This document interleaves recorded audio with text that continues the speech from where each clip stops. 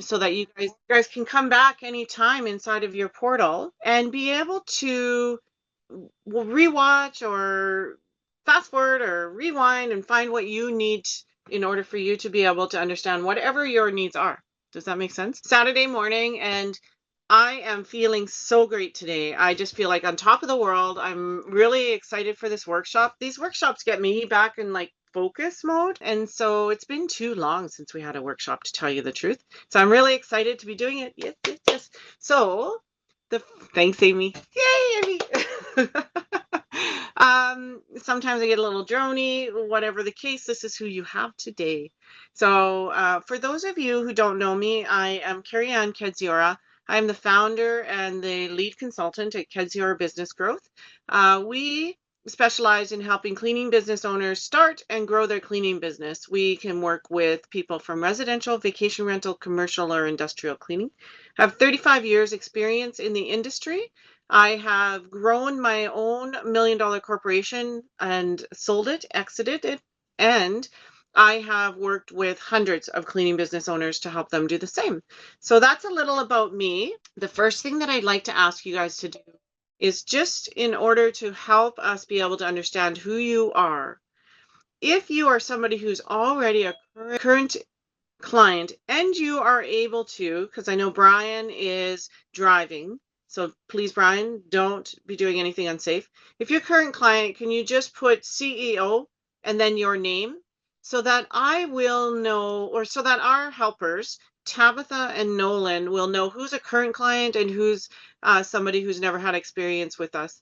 Of course, people who have never had experience with us may have different questions, and our team will know how to answer your questions according to what level you're at. I know you all. I know who is and who isn't. Maybe a little bit of kind of first aid bumps and that sort of thing. If you know me, you know that I don't mind the little mistakes that happen along the way. I don't let it bother me, because that's how you learn. And also, anytime that something goes a little bit off key is an opportunity for us to learn something. So I sometimes feel that if we end up off script a little, it's okay, because what I'm here to do is help you understand what you need to know about this business. I think I know what you need to know, but unless we're delving into your issues, I really don't know, right?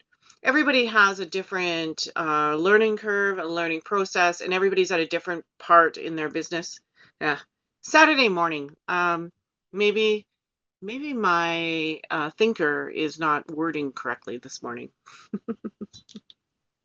Thank you so much. So also, you'll find out about me, if you don't know me, that I have cheesy, stupid jokes, and I send them at will. I might send you a stupid joke or tell you a stupid joke just to see if you're paying attention. So on my other screen here, I'm going to just join this group here and share my screen so that we can use the slideshow presentation that I have in order for you guys. We have so much to cover. We're going to be very, very busy over these next few days. I have a lot of free resources for you that I'll be getting to you as we go. If you have questions, please put them in the chat, and we'll get to them when we can. Nolan and Tabitha are going to be monitoring the chat, and they're there to answer any of your questions at any time. If they're unable to answer your questions, we'll be pausing now and then for Q&A, and I'll be asking Nolan and or Tabitha to let me know who has what questions.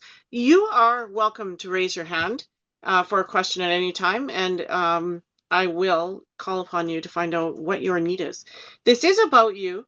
I do the best I can to make sure that I get you all the information that I think you need, but this is about you. So let me know when you need help. If you are starting to feel like droning out, like bored, and you need a break, let me know. Everybody, if you could make sure that you have some water or some coffee, some little snacks, whatever you need to keep you hydrated and excited and awake. If you're starting to feel tired, jump up, move around, whatever you need to do. I am so full of nervous energy that I don't think I'm going to get tired. So let me just come in here and share my screen and fumble my way through this. Saturdays, I don't have my technical team on Saturdays. I do have Nolan and Tabitha. This is their first workshop. So, and you can see that Peter's here.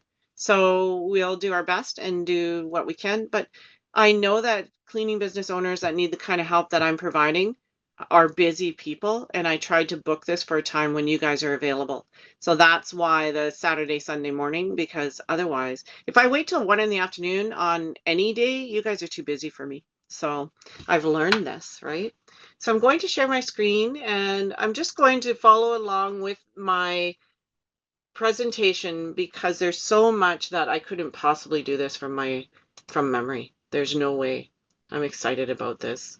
Um, Now, if I could just remember how to get the proper view, then we might get somewhere here. Give me 1 second. That should have worked. Hold on. Slides, view. This should work. There we go. I think I have to go back to the start. There we go. So it's the Vacation Rental Cleaning Business Rescue Workshop. Now, anybody have any idea why I called this Rescue Workshop? Any ideas? Put it in the chat if you have an idea about why I called this the Rescue Workshop. There is a specific reason, and I'd just like to see. Tell me what you think. What does it mean when you hear Cleaning Vacation Rental Business Rescue Workshop? I'll wait. Number 1, if you're awake. Put a 1 in the chat if you're awake and you're willing to work with me. Yay! I see some people awake out there. Great. Thank you so much. I see that everybody's asleep. Claudia, number 1. Yes. Okay, there we go. We're starting to get some ones. Thank you. So is there anybody here who would like to take a crack at it? It doesn't matter to me if you're a client or if you're a staff or if you're somebody who's never worked with me. Anybody have any idea why we're calling this Vacation Rental Cleaning Business Rescue Workshop? Amy wants to talk. You're muted, my friend. I just asked you to unmute.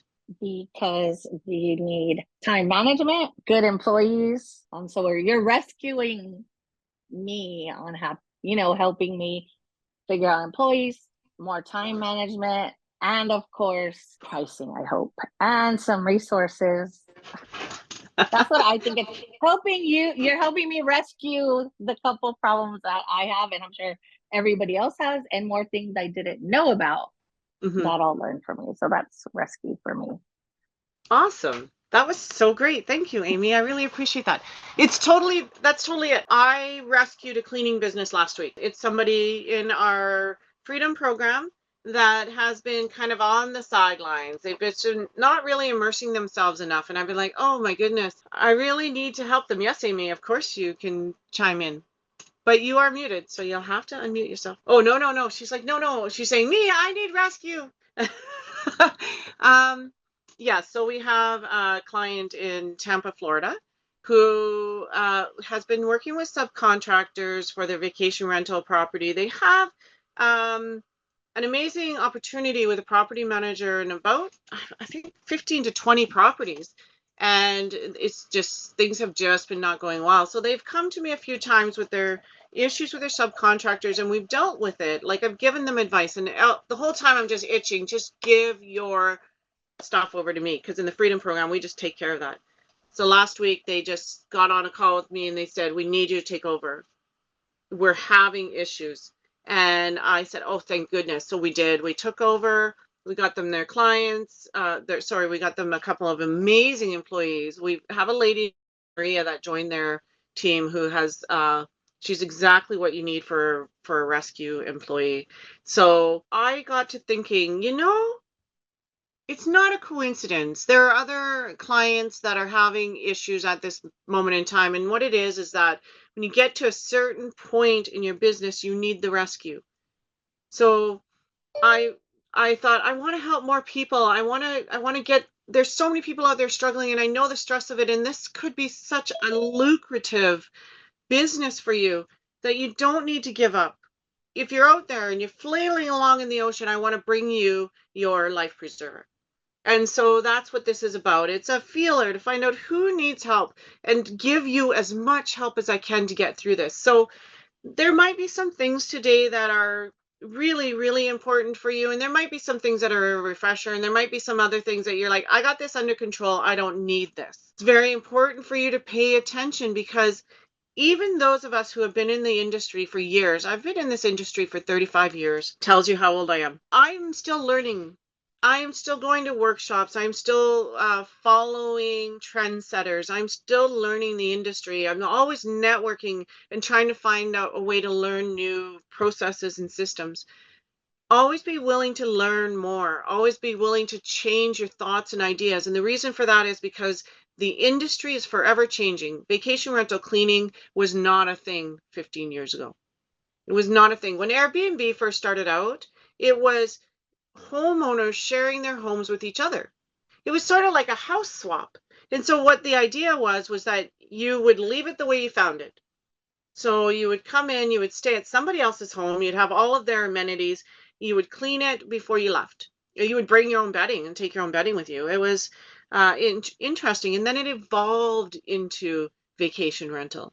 So this is a fairly new process, and it's really boomed since COVID. And the idea that we know everything we need to know, or that things wouldn't evolve and change from what we knew 4 or 5 years ago, is kind of ludicrous. And it's actually ludicrous for any business you're in. You're never going to know everything there is to know, but you will always know more and more and more and more. So always be willing to learn. The people that are here today, you are those people who understand that in order to be number one in your community, you will need to continue on with your learning and find new ways to adapt. And then some of you may be flailing around in the water and need the rescue. So I put the word rescue in there because there are some people who desperately need help. They just really need help. This is a rescue. This isn't a dip your toes in the water and get the basic fundamentals. I'm going to give you guys some really important information over the next 2 days. Important to stay here, stay focused. It's hard in this day and age of social media to sit and watch one person talk. I'm going to try and make it interactive. I'm going to try and make it as exciting as I can. But listen, you're not here for excitement. You're not here for bells and whistles and car crashes and adventure scenes. You're here to rescue your business. So stay focused, be committed, and you're going to learn some very valuable skills. In fact, the stuff you learn in this rescue workshop could make you millions of dollars. Absolutely, this could make you millions of dollars. 1/10 of what I'm about to show you today made me a millionaire. If you need any motivation to have another cup of coffee, wake up and pay attention. 1/10 of what I'm going to show you today made me a millionaire. Okay, so let me get on with it and stop lecturing you. Give me a thumbs up in your emojis. Give me a thumbs up if you heard me and if you're invested in doing the boring work in order to make millions. Somebody left. That's not a good thing. Somebody's like, I don't want to make millions. I'm out of here. You're boring. This isn't worth $1 million. If you had to spend 2 days of complete and total torture, 3 hours a day for $1 million, would you do it? I want a thumbs up if you would do complete and total torture for 3 hours a day over 2 days for $1 million. Yes, Carlos. Yes. Now, this isn't going to be torture, but sometimes my voice is annoying. Give me 3 hours over 2 days. You guys can make $1 million. You just have to want it. You just have to focus. All right. So then I really, this time I'm done lecturing. Let's go. Let's see what there is to do here. This is my first time new, refreshed workshop. So I may fumble, but I'm going to get this to you guys. Okay. So let's go. So the first thing that we're going to talk about is your current business analysis. Now, you guys, we only have 3 hours. It could take you 3 hours to do a full in-depth business analysis. This is the material that I'm bringing you is meant to open your thought processes and make you realize what you're not thinking about that you should be thinking about. So I'm not going into a deep, in-depth business analysis. But if you do want a deep in-depth business analysis, I'm really happy to do that with you. Just reach out to Nolan or Tabitha, let them know, and we'll get you set up. So what you're going to be looking for in your business analysis is your financial overview. You're going to want to break down all of your income sources, including your cleaning fees, your additional services, and any other revenue you have coming in. Examples of other revenue might be if you are performing laundry service, or if you're picking up and delivering supplies. If you're doing that for free, stop. Okay. Charge for everything. Always a 30% markup for everything extra you do. If you are getting toilet paper, find the cheapest price you can for your clients. Mark it up 30%. Amy's going like this because we've talked about this. Amy, you're already bringing so much value. Thank you so much. Just don't do stuff for free. The reason is because they would have to pay somebody else, you guys. By giving away your resources, all you're doing is limiting your ability to be able to provide amazing service. If you're giving away your services for free, you're denying somebody else the opportunity to have your amazing service. And the reason for this is because you're wasting your resources. You're wasting your financial, emotional, mental, and your team's resources. If you're giving away stuff for free, it should be in a promotion. And then you should be recouping the cost for the thing that you're giving away for free and the cost of your service. So, for instance, if you were giving away an initial clean for free, like give it away for a year-long contract, and then if the initial clean costs you $500, you're going to take that $500 and you're going to put it over the year-long contract. So it's going to cost the client, I don't know, $40-50 a month for a $500 initial clean that they receive for free, but you've actually put it into the cost of the overall, the yearly contract, because it's true what they say, nothing is for free. When a client is coming to you, when they see your for free ad, free initial clean, 20% off, that's what you're doing here is just trying to get them to trust you enough to allow you into so that you can show them what you're made of. You're not just trying to get any client that wants free cleaning. You are trying to find the clients that are willing to pay for your cleaning and offer them a meet in the middle. It's kind of complicated, but let that sink in and think about that. Giving away free services. Well, nothing is free. You're going to have to mute, Peter. Nothing is free, but everybody's looking for a reason to work with you. They want that thing that attracts.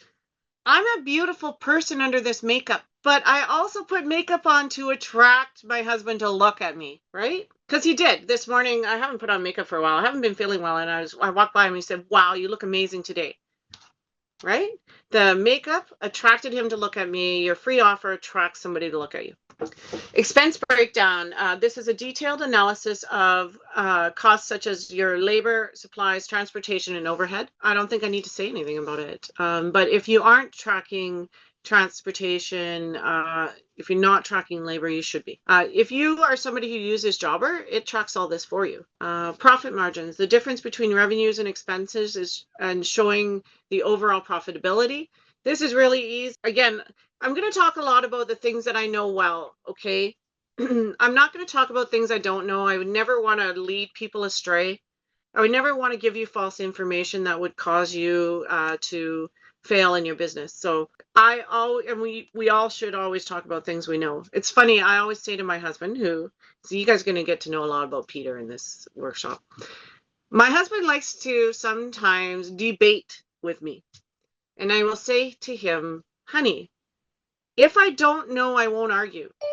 So if I do not know that I'm 100% correct in what I'm telling you, I will not argue with you. And this way, I always win the argument, by the way, because I am always right. I'm not always right because I'm always right. I'm always right because I know not to argue if I'm wrong. So that's the same thing in here. You're going to hear me making references to things that I know the most about. So you can I talk about Jobber because that is my favorite program. After trying dozens of programs, Jobber is my favorite. Most of you, or many of you, might be using other things like Maidly, ZenMaid, Maid Pro, Launch 27. There's all of these There's even one called General.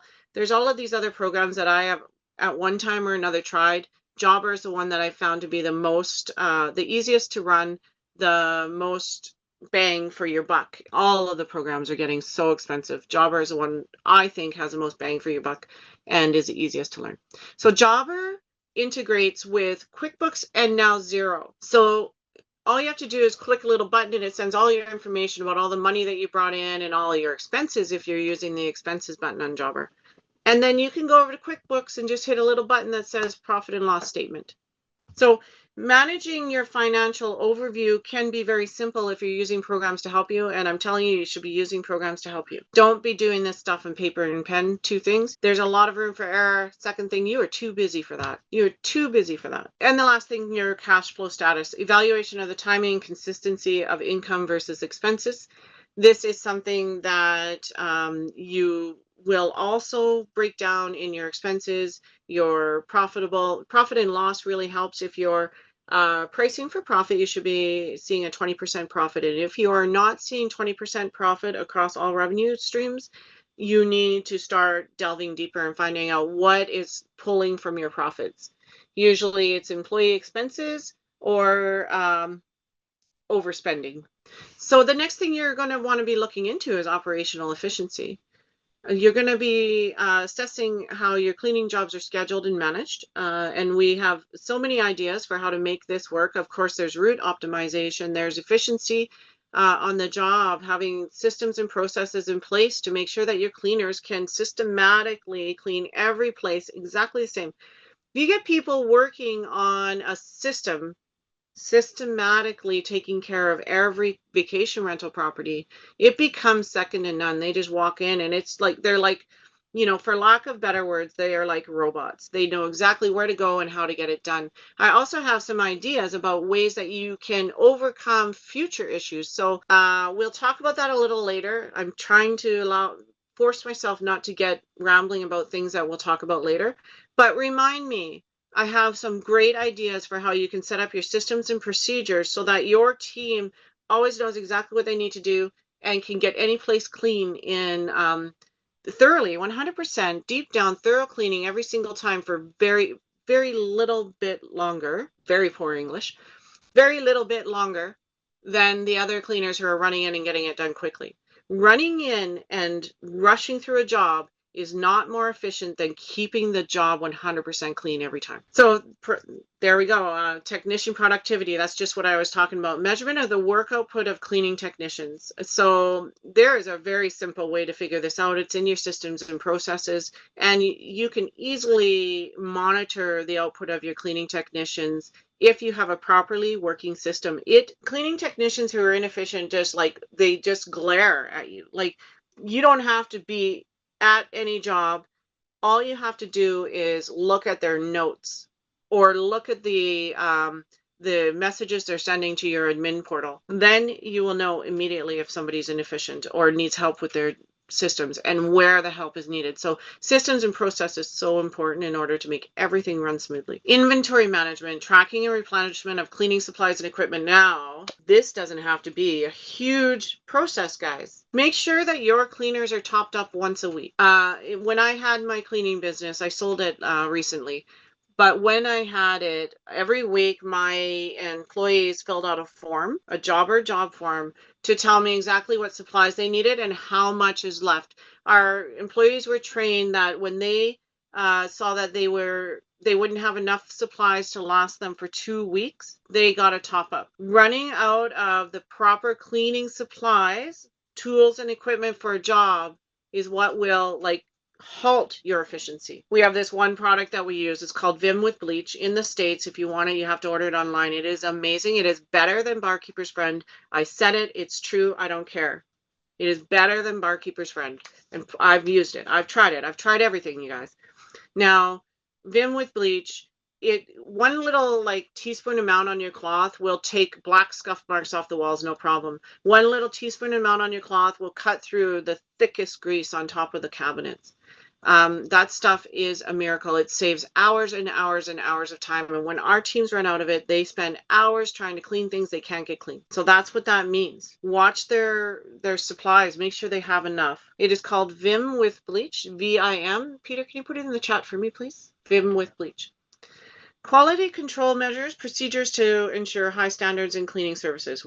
I've just beat you to death with the idea of procedures for cleaning. Quality control measures are things like your final walkthrough, your final checklist, following up with clients to make sure they're happy. There's quality control measures that you can have a robust system. The very least thing you should have is a final mandatory walkthrough checklist. All employees should be motivated and disciplined for not using that checklist.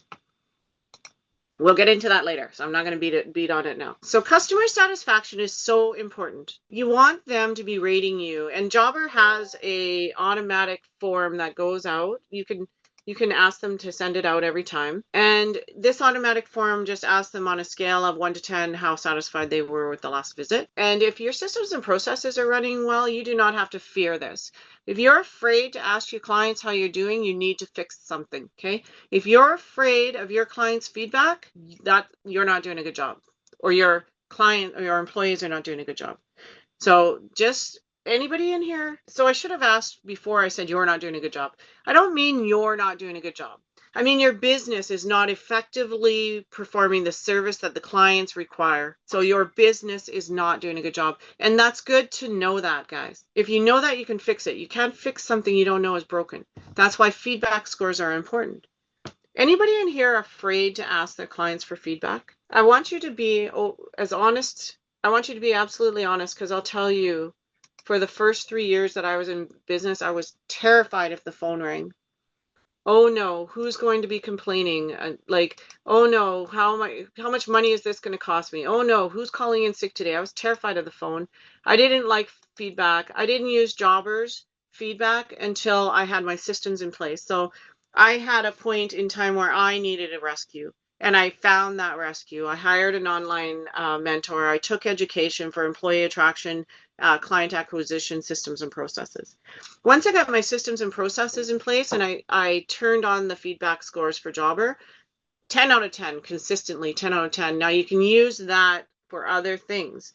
You can motivate your employees. If you have an employee Facebook page, a Teams page, you can put a screenshot of those 10 out of 10 scores and tag the employee that was the employee on the job. This motivates employees to do better, and recognition in front of peers is the number one thing that people like, or that people need. I don't know where I heard it, but I know it's true that the number one thing you can do to earn somebody's trust and love and adoration is to recognize them in public. So think about that when you're thinking about motivating teams. Check out your percentage of clients that are using your service multiple times. Just keep an eye on that. It's going to be a little different depending on the service you offer, right? But once you get a feel for what the percentage looks like when things are good, when you see the percentage dropping, you'll know that there's some need for improvement, and you can start looking at your feedback scores to figure out what you need to improve. Of course, you're going to be looking at your common issues and complaints, and you're going to be finding solutions.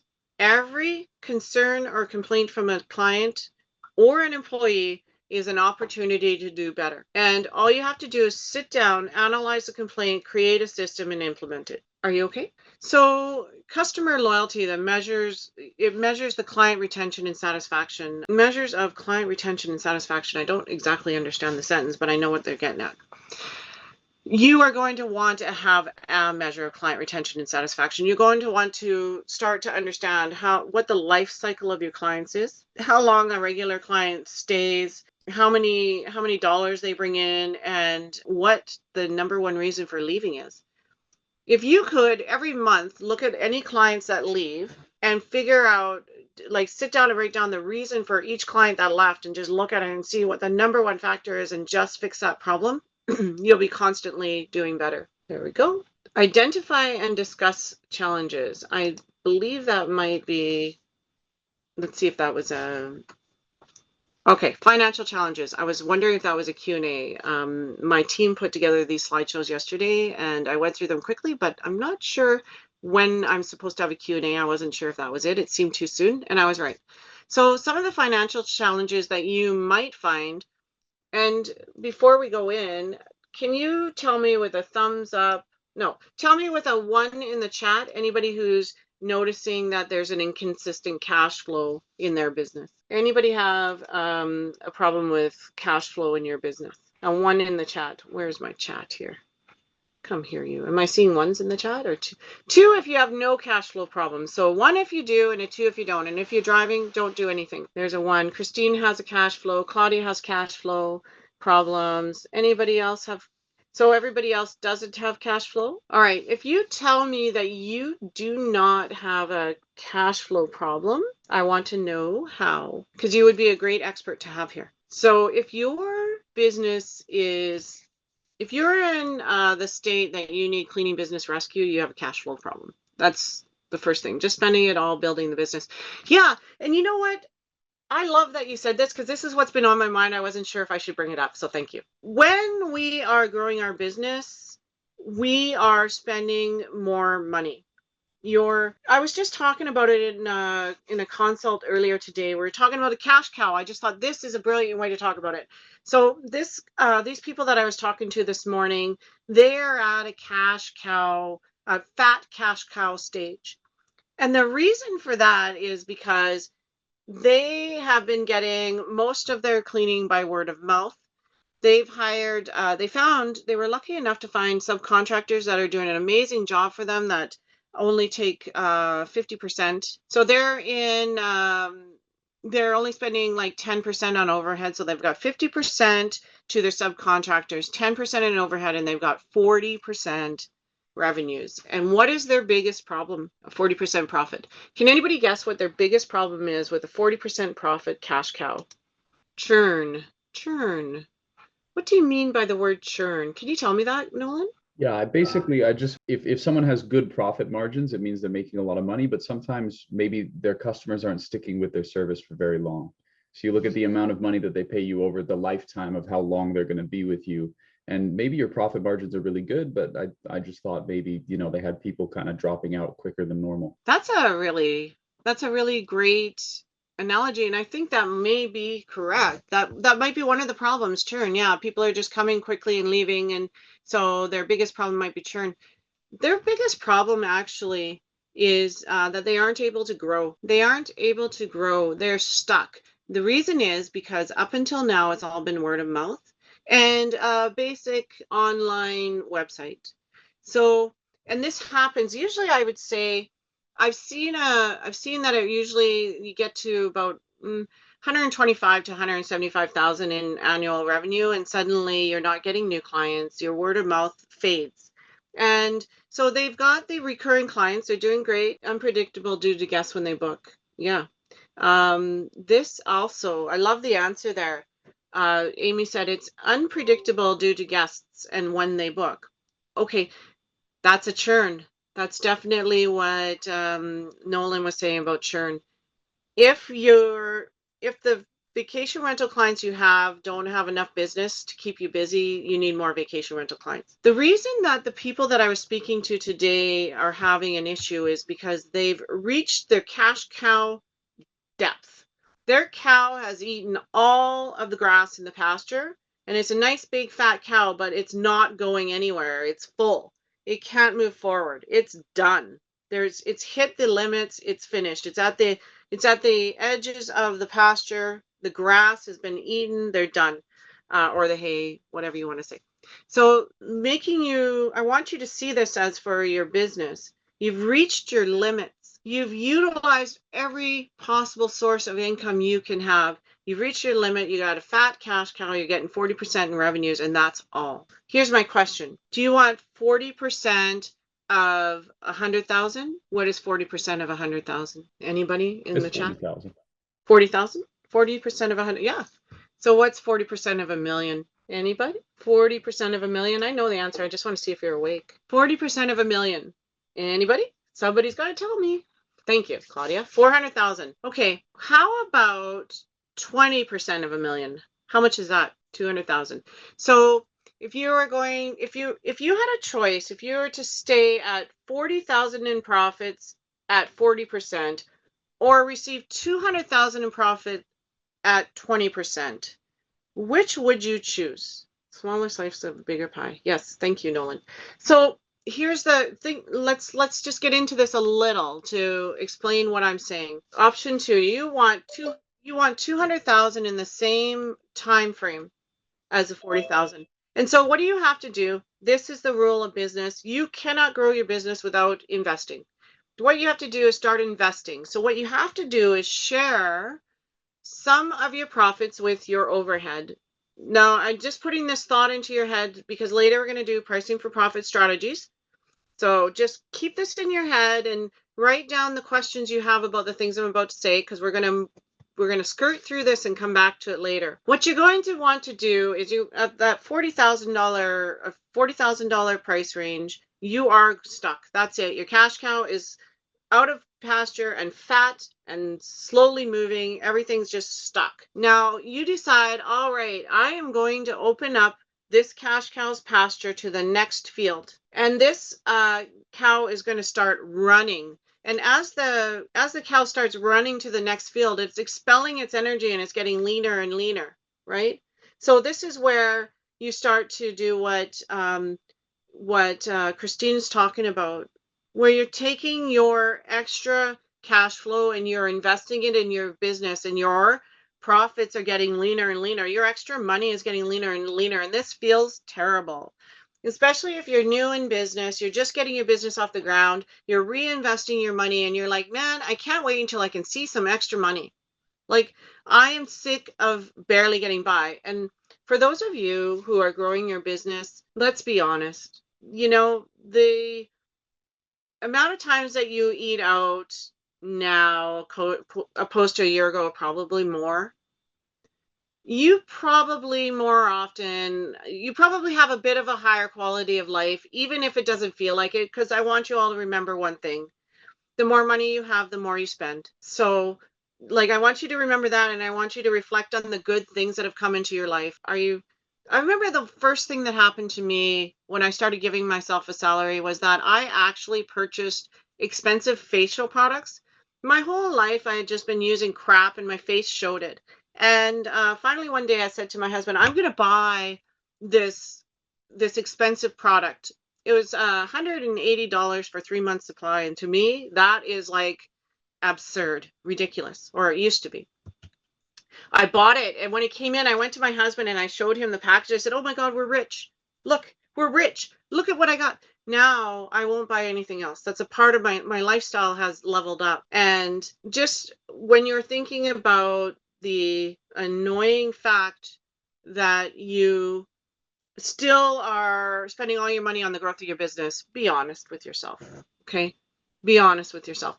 And the reason is because you need some gratitude for the things that you have that you didn't have before in order to give you the emotional strength to go forward. Okay? So be honest about how your life has improved because of your business. Okay, don't forget that. It's really important. But reinvesting in your business until you can have this nice, sustainable pricing for profit formula where, let's say, you're getting 200,000 a year. You need to be making $1 million a year in revenues to get 200,000. And how you're going to get that is to invest in your business, or invest in the things that move your business forward. So when you're going for $1 million, you are tapping out. You've already tapped out the word of mouth market. The word of mouth market feels so great when you're first starting out, and you think, I'm going to make 30,000 this year, and you make 140. That's what happened to me. I was like, whoa, this is so easy. Word of mouth actually does stop at some point. And one of the reasons that word of mouth stops, this was interesting, is because your customers are so afraid of losing you that they will not refer you to anybody else. This is when you're a solo cleaner and you're still cleaning, your customers won't refer you. I had a customer tell me that one day, and I was absolutely shocked. And I allowed myself to be offended. Like, I thought, wow, how great, stroke my ego, how great it is that only I can fulfill your needs. But that customer cared nothing about me. Nothing. If she wouldn't refer my business because she wanted to keep me all to herself, she was only fulfilling her own needs. She also was a cheap client. She was one of my cheapest clients and she wouldn't refer me. Like, holy smokes, guys, think about it. So now what you want to do is start paying for your right to play. Start paying for your right to play. You're investing in marketing. You're investing in mentors. I have to say it. I'm a mentor. I'm here. Of course, I'm looking for new business. I'm always looking for a new business because I'm also growing a business, right? I'm paying to play. I'm advertising. I have a digital team. I have a salesman. I have appointment setters to get you to come to appointments. I have people that put together this whole presentation for me. I pay them. I'm paying to play. Go to charity events. Pay $500 a plate for a charity event to be able to get in the room with the people who understand your business model. Go to Airbnb hosting events. Pay to play. So give up 20% of your 40% profit so give up your $20,000 in fat cow profits to make $200,000. Start thinking about things differently. Stop trying to save your way to wealth. It won't work. Stop doing what you are sick of your clients doing. Stop being the lowest bidder. Stop looking for the cheapest mentor. Stop looking for the cheapest program. Start investing in your growth. When you invest in your growth, growth happens. Now, sometimes you invest in the wrong area. Sometimes you get the wrong mentor, the wrong program, the wrong cleaning product, the wrong vacuum. I have a client who's using $800 vacuums. Sorry, you're in the room. I just realized. Who I immediately said, you need to stop using $800 vacuums. You need to go and get, I love these vacuums that I suggest, which are Shark Professional Uprights. They're getting up to be, their price is going up because they are amazing. They're at about $300. Also, everything in the world is going up, so it's still less than half of what she's paying for expensive vacuums that she's terrified that her cleaners will break. Yes, your cleaners are going to break your vacuums. Yes, they are. They don't care about your vacuum the way you care about your vacuum. Why should they? When this vacuum's done, it does nothing for them, right?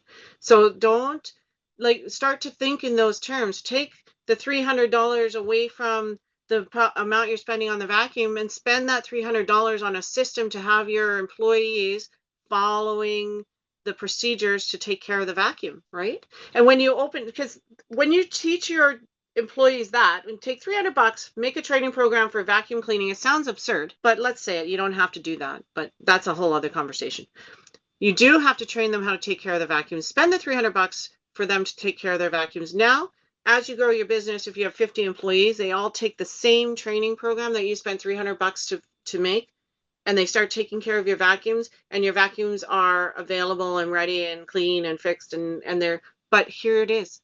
Higher education for your employees creates critical thinking skills. So you're not just training them to take care of vacuum, you are training them to think about the broader scale, the big outcome. If I have a vacuum that's clean and works and it doesn't break down, it's efficient, I will always be able to do an amazing job.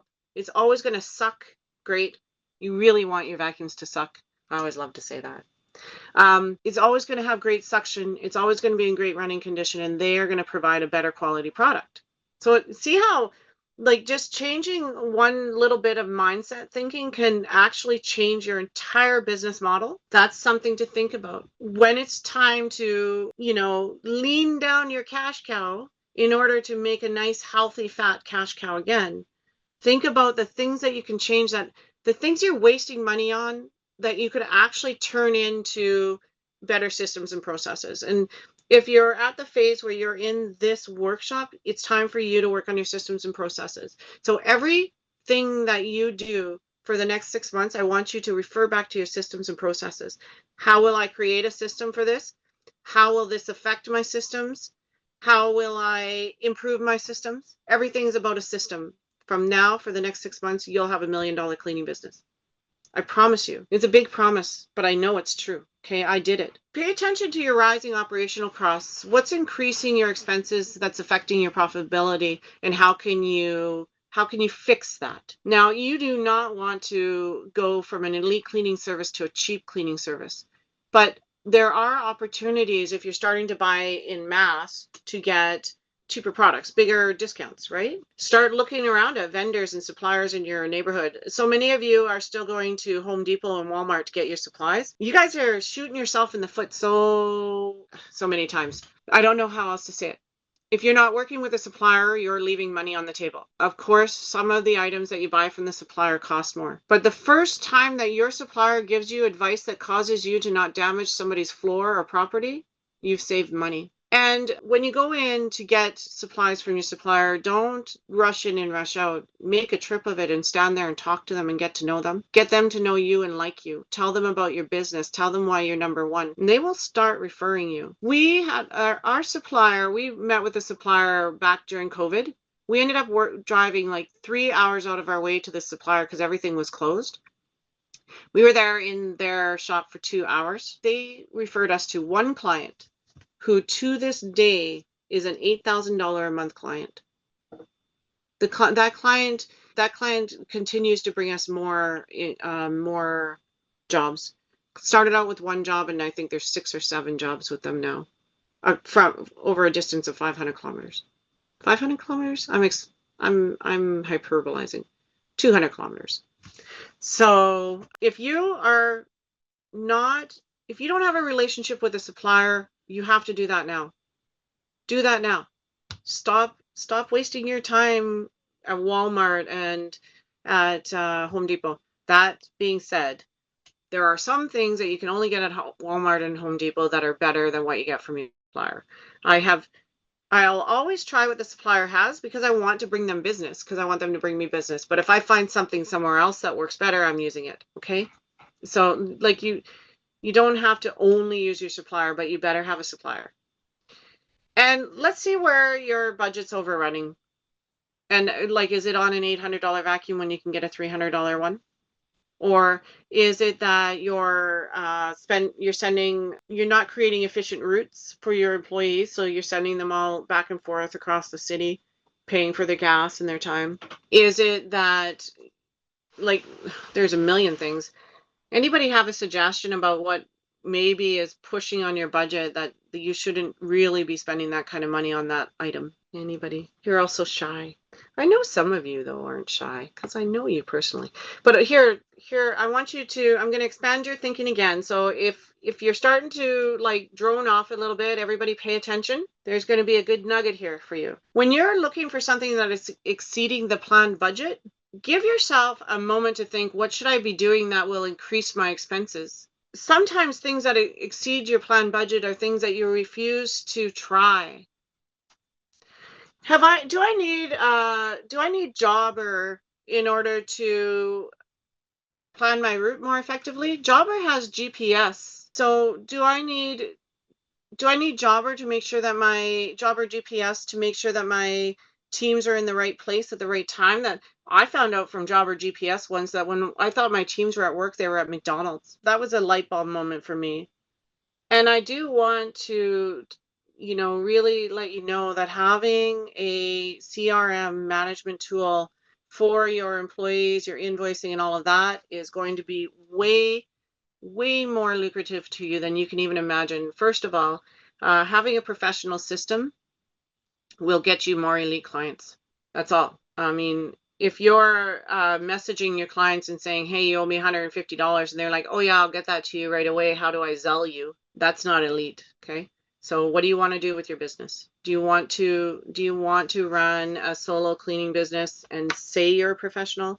Or do you want to be a professional cleaning business that doesn't put up with Zelle? Zelle's a good platform when you're first starting out. I don't mean to, but I think it's silly, people who say they're running a professional service that are collecting money on Zelle. I think that's funny. Does Jobber sync to Airbnb calendars? No, it does not. It sucks that it doesn't, but I actually, because of that, I actually had to create a whole system for monitoring calendars for vacation rental clients. And it's actually really amazing. The system that I've created allows for absolutely 0 mistakes, no missed cleanings. And it also puts a little bit of, no, actually, in the end, it puts all of the responsibility on the owner or the host, so that if there was a missed cleaning, it would actually be their fault. So I have a whole system for that, and I can explain it to you. And I'll tell you, we did used to run those apps for our clients, Turno, Airbnb, VRBO. We used to run those apps for our clients, and we found it to be so ineffective and so ridiculous that we stopped doing it. Unless you're a property management company, you should not be managing their schedule. They should be informing you of the cleans, and you should be keeping track of that. You honestly, if a client has you in their VRBO Airbnb schedule, managing their cleaning appointments, cancellations, rescheduling, you are co-host, and you should be getting paid as a co-host. Co-hosting goes for 5 to 20% of the nightly rate, depending on your responsibility. So if you're just managing their calendar, it should be 5% of their nightly rate. If you're managing their calendar and taking care of the maintenance and ordering supplies, it should be up to 20%. And I've heard of some that charge 30. So if you're managing the calendar for your clients, you are a co-host, and you should be being paid accordingly. Co-hosting is something that we will be developing a program for in the future, but right now we're just talking about cleaning. Now, there were some questions here. Does Jobber Sync? I already said that. What system is that? Claudia, when you asked what system is that, oh, the system, well, it's my system. It's something that I can definitely help you with. It's not something I can go into here because it really is an in-depth system. Once it's up and running, it's easy to manage. Yeah, it's not any of those programs that you can buy online. It's an internal system that I've created that you can teach your admin team to do. Resort cleaning, many people use resort cleaning. It's not a bad app. It really isn't. But depending on how big your business is going to go, it's not always going to be the most effective for your system and your administration. If it takes away from your ability to provide amazing customer service, then it's not going to be effective in the long term. Let's see what's next here. Come on, you. There we go. Operational challenges is another challenge that we need to talk about. Inefficient processes. So that's procedures that are time consuming or waste resources. Somebody had mentioned something about employees not doing their, what did you say? It was Christine. What did you say, Christine? Let me go look at the chat. When I overbuy some because I don't do a great job in inventory. Yeah. Oh, yeah, buying too much. Yeah, that's a really good staffing costs not being regulated enough. That's the one that I was thinking of. I think this might be what she's talking about. And staffing costs regulation is does come into play for inefficient processes, systems, and procedures. Finding ways to create efficiency within your teams for every single cleaning, and your high turnover rate for your employees. So in our employee management, I think that we touch upon this later. The thing to know is that any one employee will come to any one cleaning business for an average of 90 days. Think about that. 90 days. I love that image too, Nolan. That's an amazing image. Average employee, average time span, 90 days. And your goal is to increase that. If you increase it to 120 days, you won. If you increase it to 6 months, 9 months, a year, 5 years, you are running an amazing system, and you should keep going. In my cleaning business, I sold it in April, but it's still running. And the key employee that I hired when I learned employee traction, her name is Lori, and she's been there 6 years now. And before her, the top employee was 5 years. And then there's Trish, who's been there 4 years. These are key employees who stuck around through all of these years. Those are amazing numbers for the cleaning industry. And then because in the Okanagan, our vacation rental season is so sporadic, like it's from May or June to September or October. It's crazy. We have people who only work seasonally, and we hire students and temporary workers, things like that. So that brings down our industry average. However, for key employees, we have a high retention rate, and that is because we have systems and processes in place to keep employees motivated and invested in the growth of our business.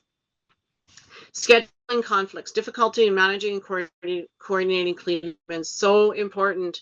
Know what you're doing. Have a system in place for your employees. Am I still okay? Sorry. Sometimes I think that maybe my my internet is going. Know the needs and have a casual on call list to be able to facilitate the little in between appointments that you can't get to. Right? Have a system for making sure you always have more employees than you need. And there is a way to do it. And I'll probably share that with you later. Right? It must be on one of our, in one of our areas because it's important.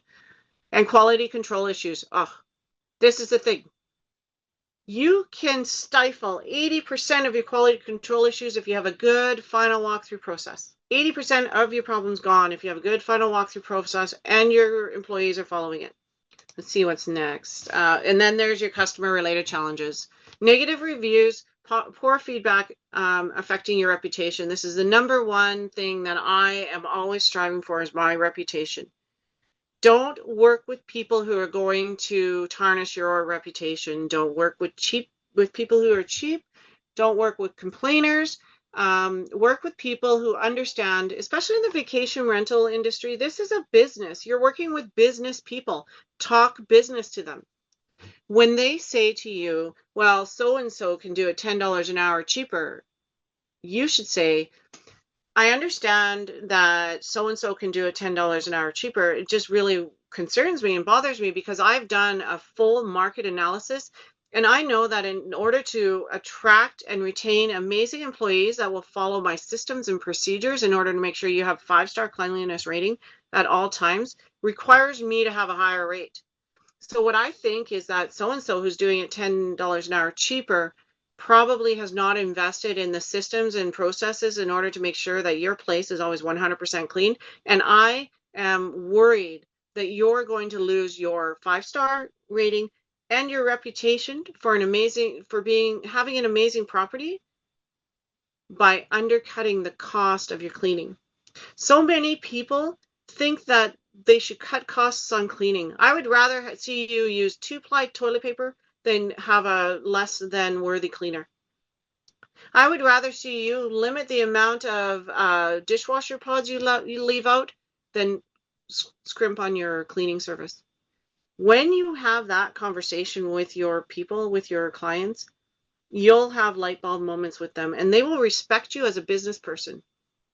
Learn to have conversations that speak to the business person, not to the fearful, new vacation rental owner, not to, let me just put it out there. Everybody be ready for a shocker. Not for the pathetic, ridiculous, know nothing host. You're not talking to that person. You're talking to a business person. If they can't hear your business sense, they will never hear your business sense, and you don't want to work with them. You're only going to work with people like that to keep your wheels spinning. But we're not here talking about how can I keep my vacation rental cleaning business at this level. We're here about talking how to elevate your cleaning business. That means elevate your conversations and elevate the type of people you're doing business with. Thumbs up if that makes sense to you guys. Does anybody have any questions about that? I just gave you a rant. You just got a Carrie rant. They happen. Can I get a thumbs up? See if you're still here with me, if you've made it through that last rant. I need a thumbs up. I'm not going further until I get a thumbs up. So somebody give me a thumbs up. I don't want to talk to myself here. So if you're not invested and you're not hearing me, I need to know that. Thanks, Brian. Great. We're back on track. The only reason I do that is because we all have a tendency to get involved in something else. You're probably on the other screen doing scheduling and invoicing, and you're probably, oh, gee, I should have a system for this. And you're probably starting to create a system. Take the time out to pay attention in this workshop. I know that there's so many exciting things happening, and you're having light bulb moments and things are firing, but stay present in this. You're going to miss something important if you don't. And although you think you're going to come back, and you're going to rewatch this later, that's a fallacy. You know you're not. You are too busy for that. So pay attention. Give yourself the time now, okay, guys? Service delays, inability to deliver services on time. This is a huge issue in the vacation rental cleaning industry, and there is a way to overcome it. Very, very simple solutions. Solutions like requiring, thanks, Claudia. Does Claudia have her hand up, or is she just saying, I'm here, I'm here? Do you need something, Claudia? Do you have a question? Feel free to unmute yourself at any time, guys. I was just taking notes. Trying to start with the knowledge. Thank you. Oh, thank you so much. Yeah. Oh, yeah. Okay. You're just telling. Yeah. You're telling. You're answering Nolan's question. I'm not used to having support, so thank you, Nolan. I appreciate the support so much. I'll try to keep my nose out of your job. That's a problem for many owners, is keeping your nose in your employees' work. By the way. Inability to deliver services on time. Okay, I'm just going to give you very quickly. I think we go through this later, but just in case, I'm going to give you the thing. The number one secret to being able to give the delivery service on time. Everybody, get ready. Take control.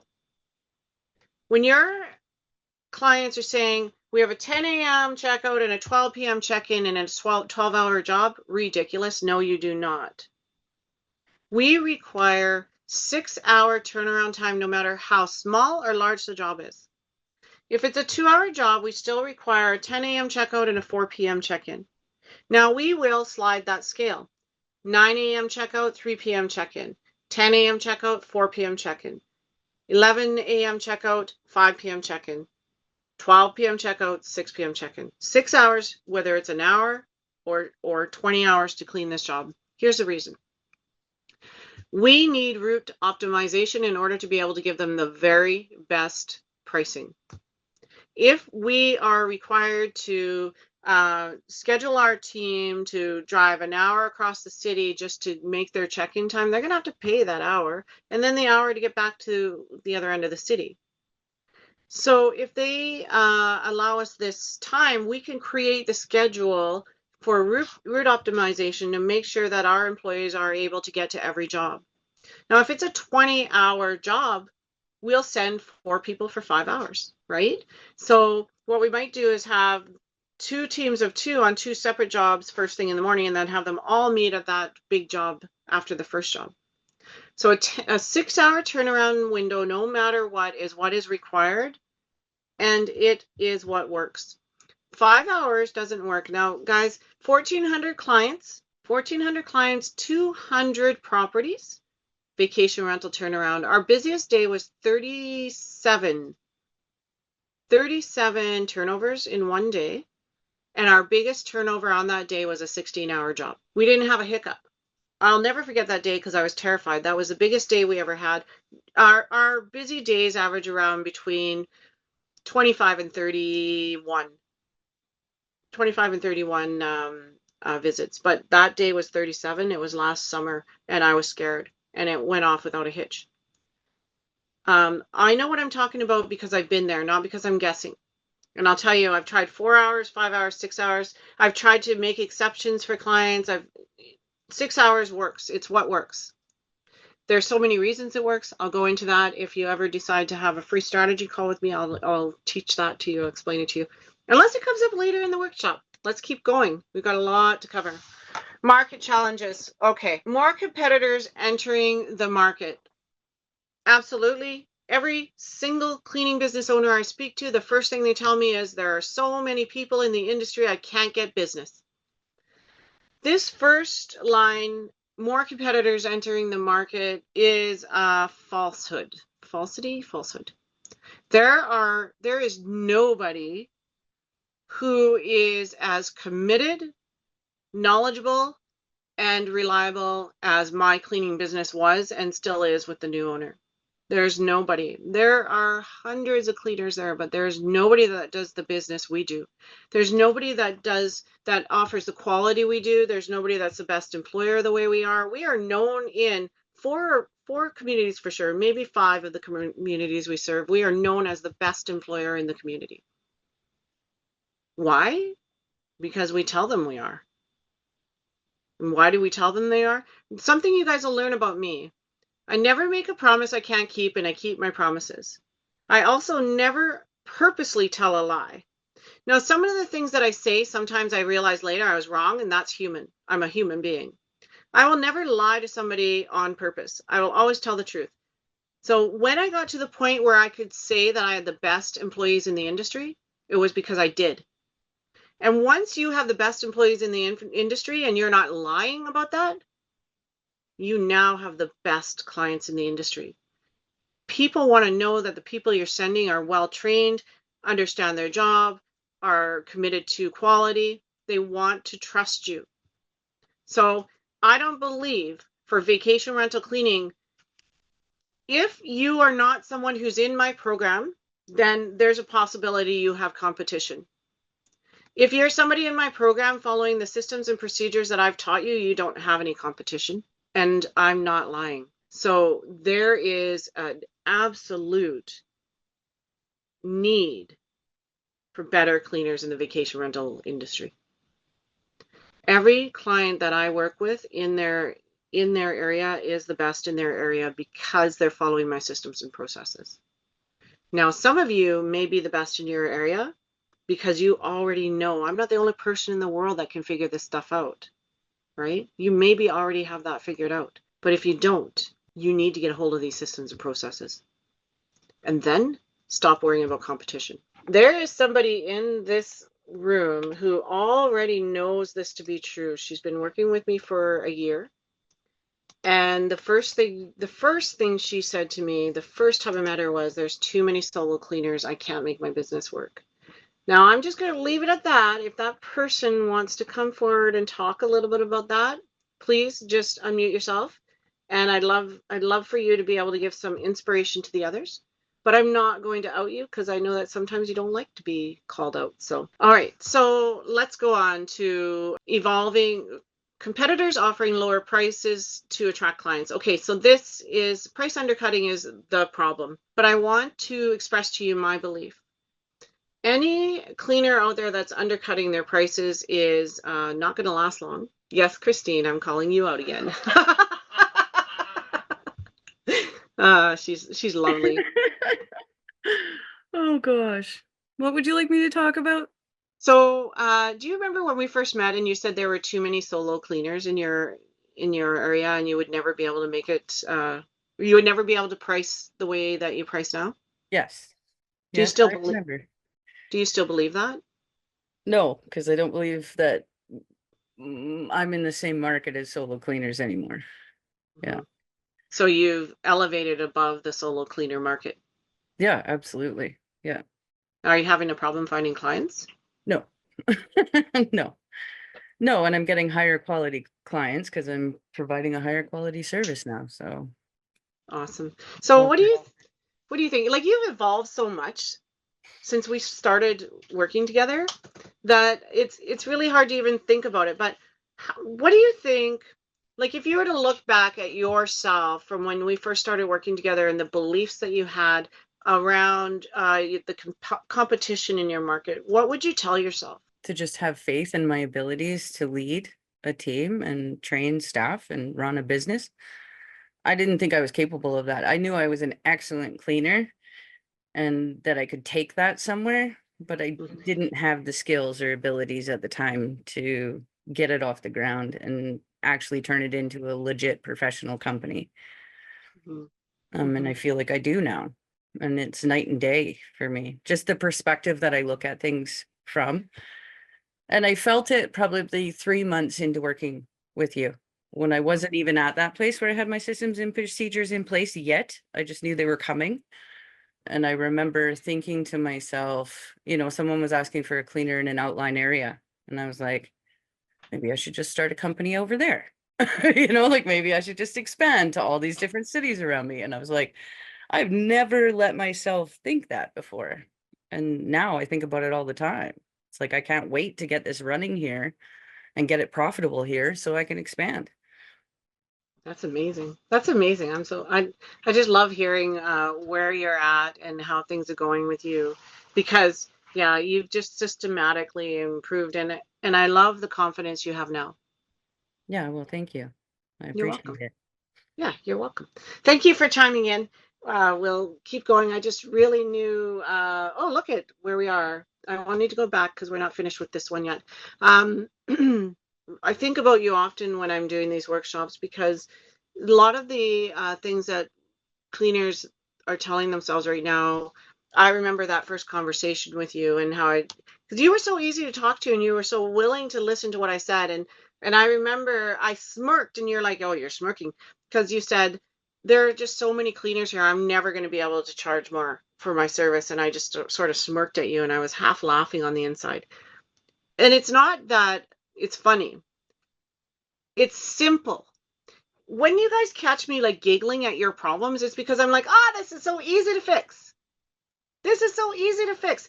It has nothing to do with anything you're doing. It's all in your mind. And mindset is easy. You have control over your mindset. Even if you feel like I'll never get through this, and trust me, we do a lot of mindset stuff in our program. I talk to a lot of people about mindset, and we talk about things that you just don't even believe would ever cause you trouble in your business. 99% of the problem with your business is your mindset. If you can just look at the things that I'm telling you today and realize that if you're saying she's wrong, honestly, it's a mindset issue because I'm not telling you anything that's unusual. Let me tell you this. Anybody who saw my post where I said I've been working on this, it was a screenshot of my computer. All my tabs were up front there, up top. If you honed in on there, you would see that I was using ChatGPT. I went into ChatGPT and said, help me create a slideshow saying blah, blah, blah, blah, blah, blah. These are ChatGPT suggestions, and I'm talking to you from my perspective, from what I know. So ChatGPT told me this is what I should talk about, and I'm talking to you about my experiences. So do you think that there aren't other coaches out there that are saying that are talking to you about increased competition, price undercutting, changing market trends? Everybody's talking about it. This is stuff that you can learn anywhere. It's how you learn to turn your mind around to understand the diagnostics of what's really wrong with your cleaning business. And because you're here today, I'm telling you there's nothing wrong with your cleaning business. You just need to elevate your growth. That's all. There's nothing wrong with your cleaning business. You are the elite. Only the elite show up to do my workshops. People who don't have faith in themselves, don't have faith in their business, or know that they'll never be successful, don't come to my workshops. It's designed that way. I don't go running out trying to attract 100 people to my workshop. There are ways to do that, and other coaches do that. I try to attract the people who are really serious because what I'm giving you is so valuable. And the time that I put into this is so heartfelt that I only want to work with people that are as invested as I am in their own growth. So it's in your mind, guys, and I can help you change. I can help you change your business. I can help you change your limiting beliefs. But first, you need to know it's possible. So that's what this is about. There we go. You just had another Carrie rant. I do this. Competitors offering lower prices it's my favorite thing. Hey, did you hear me? I said that competitors offering lower prices to attract clients is my favorite thing. Amy's like, what? Okay, let me tell you why. Because they are creating pain for the clients who don't understand the value of my service. Those cleaners that are going out and offering a lower price are not able to fulfill the client's needs. If another cleaner, they can sustain it for a little while, like a very small amount of time. They can like keep people really happy, give a great service. But as they start to need more money, and this is the difference between a solo cleaner and a professional cleaner, not every single one. Some solo cleaners are on their way to professional cleaners. Some of you might be solo cleaners on your way to professional service. So you are the 1%, you're the different ones. You're the ones who are going to make changes, right? But there are a bunch of solo cleaners out there, too many, that think they are a professional service provider, but they are not using professional service tactics. So what happens is, yeah, they're going to be the best. And I was one of them, by the way. I'm going to be the best. I'm going to offer the best service. There are too many companies out there that don't care about their clients. I'm going to be the best. And by being the best, it takes me 6 hours to clean a 4-hour job. And that is all right at first. I'm only charging half of what I should be charging. It takes me longer, but that's okay because honestly, all of this money is going directly into my pocket. No problem, right? But then I'm getting so busy, I need an employee, and I'm gonna pay the employee, 80% of what I'm billing, which is 50% too little. And now all of a sudden I've got all of these extra things, like that employee doesn't really care as much as me, so they're not doing as good of a job, so they have to stay longer in order to get the same amount of work done. And so now they're taking all of my profits, and now I'm actually paying $5 an hour for every hour that I have somebody else out cleaning for me. And by the way, guys, for 1 full year, I couldn't understand why the more employees I got, the more I was out cleaning.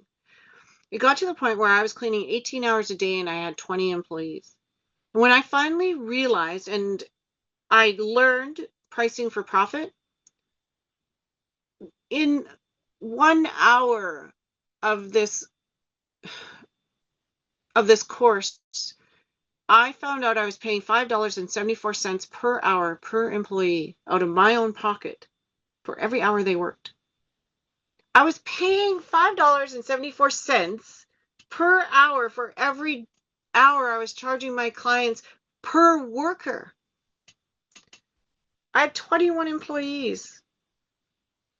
It was crazy. We were doing something like 690 hours per payroll session.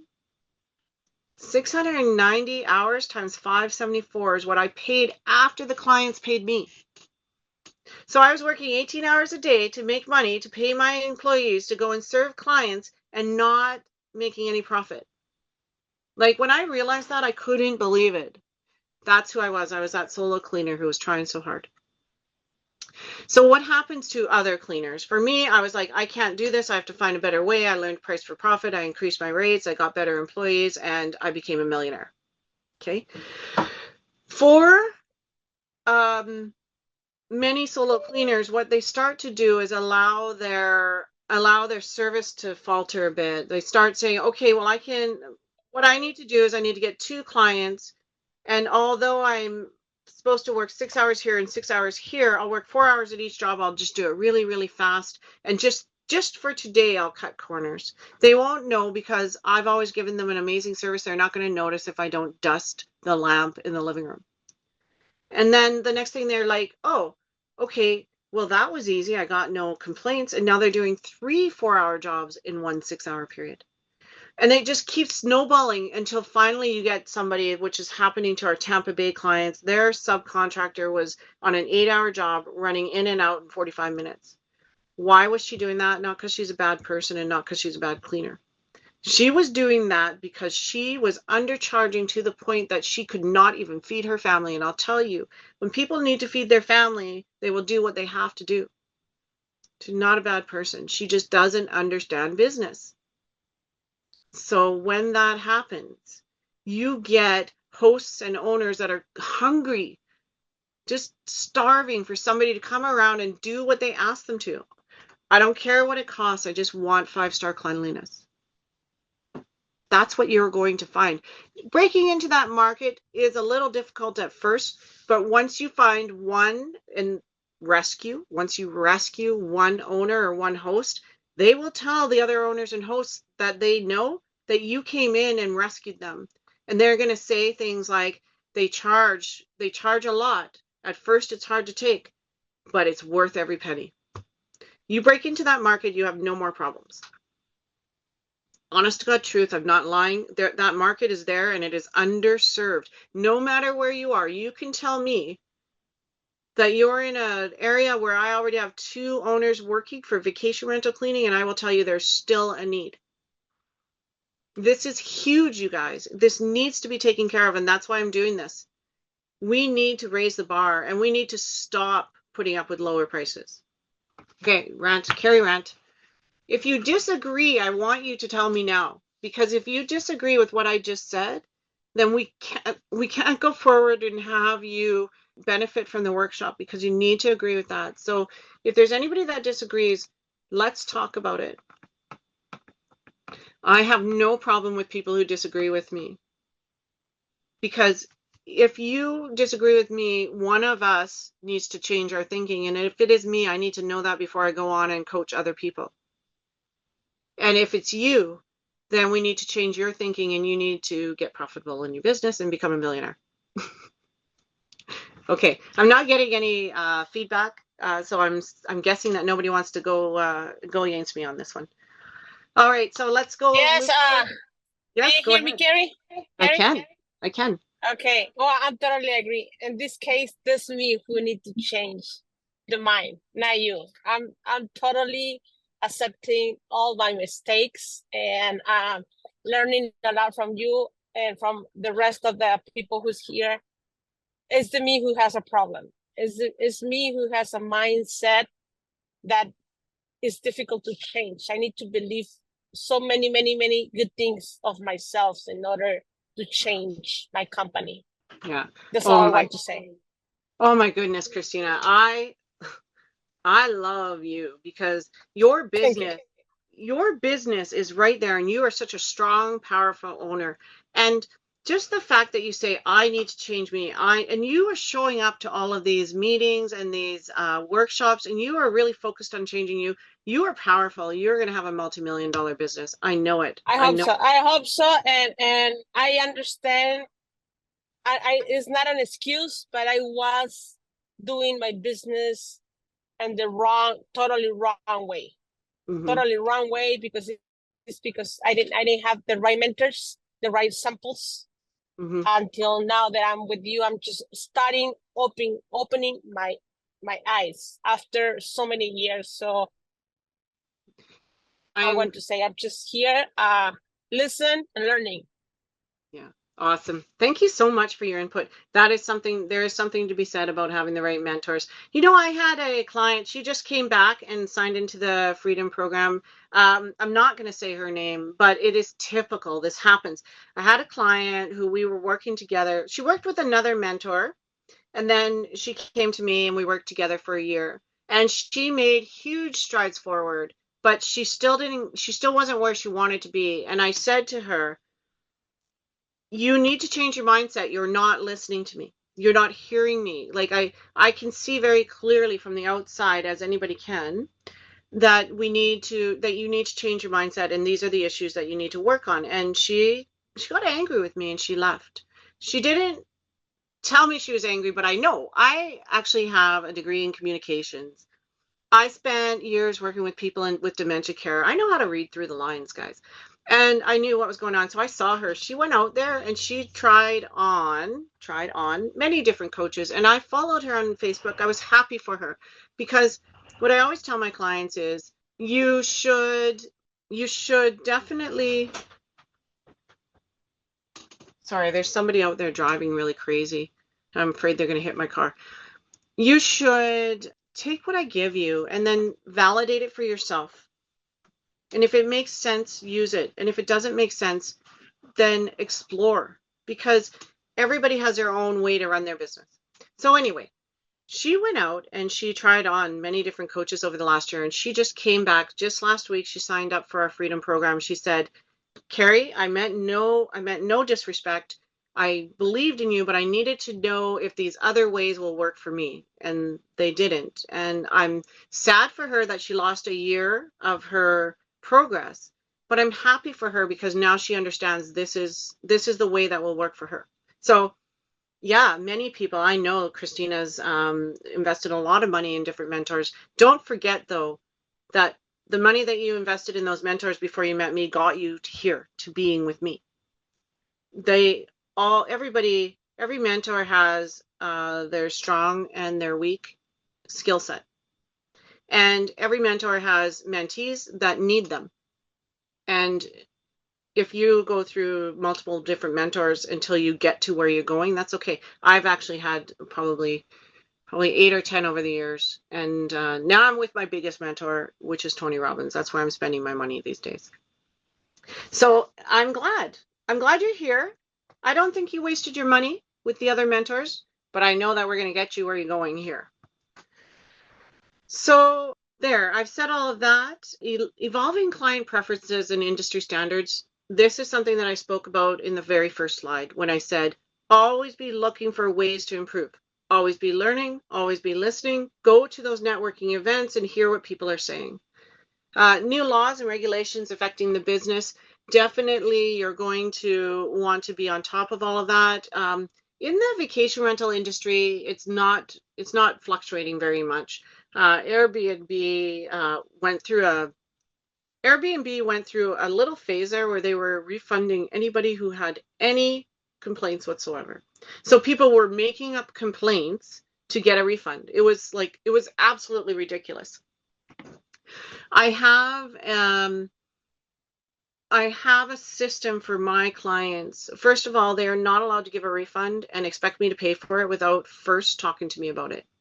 Because our policy is to return and correct. So when their guests say, I noticed a hair in the tub. I mean, this could happen after you leave, right? A hair in the tub could have fallen from a fan, or it could have actually been on their luggage when they walked in, for all we know. But we will send a cleaner back to disinfect the tub. We're not giving a full clean away for free because there was a hair in the tub that we can't even verify if it was us, right? So our clients will not get a credit or a refund just because they decided to credit or refund the client. It's also a part of doing business that sometimes if you decide to give a refund without talking to me and solving the problem, then I'm not responsible for it. The second thing is that we rate every guest. We have a rating of how they left the property, and we give that rating to the clients, and the clients rate them according to the guest rating we gave them in Airbnb. And we educate our clients that renting your property to just anybody is going to cost you money. If you're renting to just anybody just to fill the space, it's going to cost you more in cleaning, probably. It's going to perhaps cost for damage, or if it happens to be somebody who just likes to get refunds and credits, those kind of people are the same people who don't like to pay for the property, right? Like, it's the same mindset as hiring cheap cleaners, like just letting anybody on your property. That's just crazy. So we educate them to check out their potential guest rating. If you're a super host and you want to remain a super host and keep your super host status, you do not rent your property to 1-star guest ratings. So it's education, okay? But Airbnb seems to not be doing that as often anymore. So thank goodness, because that was just crazy. It was really hard to manage through all that. And here we're at the interactive discussion. It's an open floor for you guys. This is step 1 of our 3 steps for today. I think we're probably going a little slow, but it doesn't matter. We're going to have this open floor discussion. I'm going to give you a couple minutes to have a bathroom break and grab some water. So let's say that, let me look at the time here. It's 11:38. It's going to be quick because we have a lot to cover today. Okay. So let's make this, I'm actually going to give you 3 minutes. 3 minutes. So get up and run. If you need to use the washroom and grab a glass of water, run and do that now. If you have anything you'd like to discuss, let's discuss it. We've got 3 minutes of open time here. Wow, Nolan, good advice. Amazing advice, Nolan. I mean, it wasn't me, it was ChatGPT. Yeah.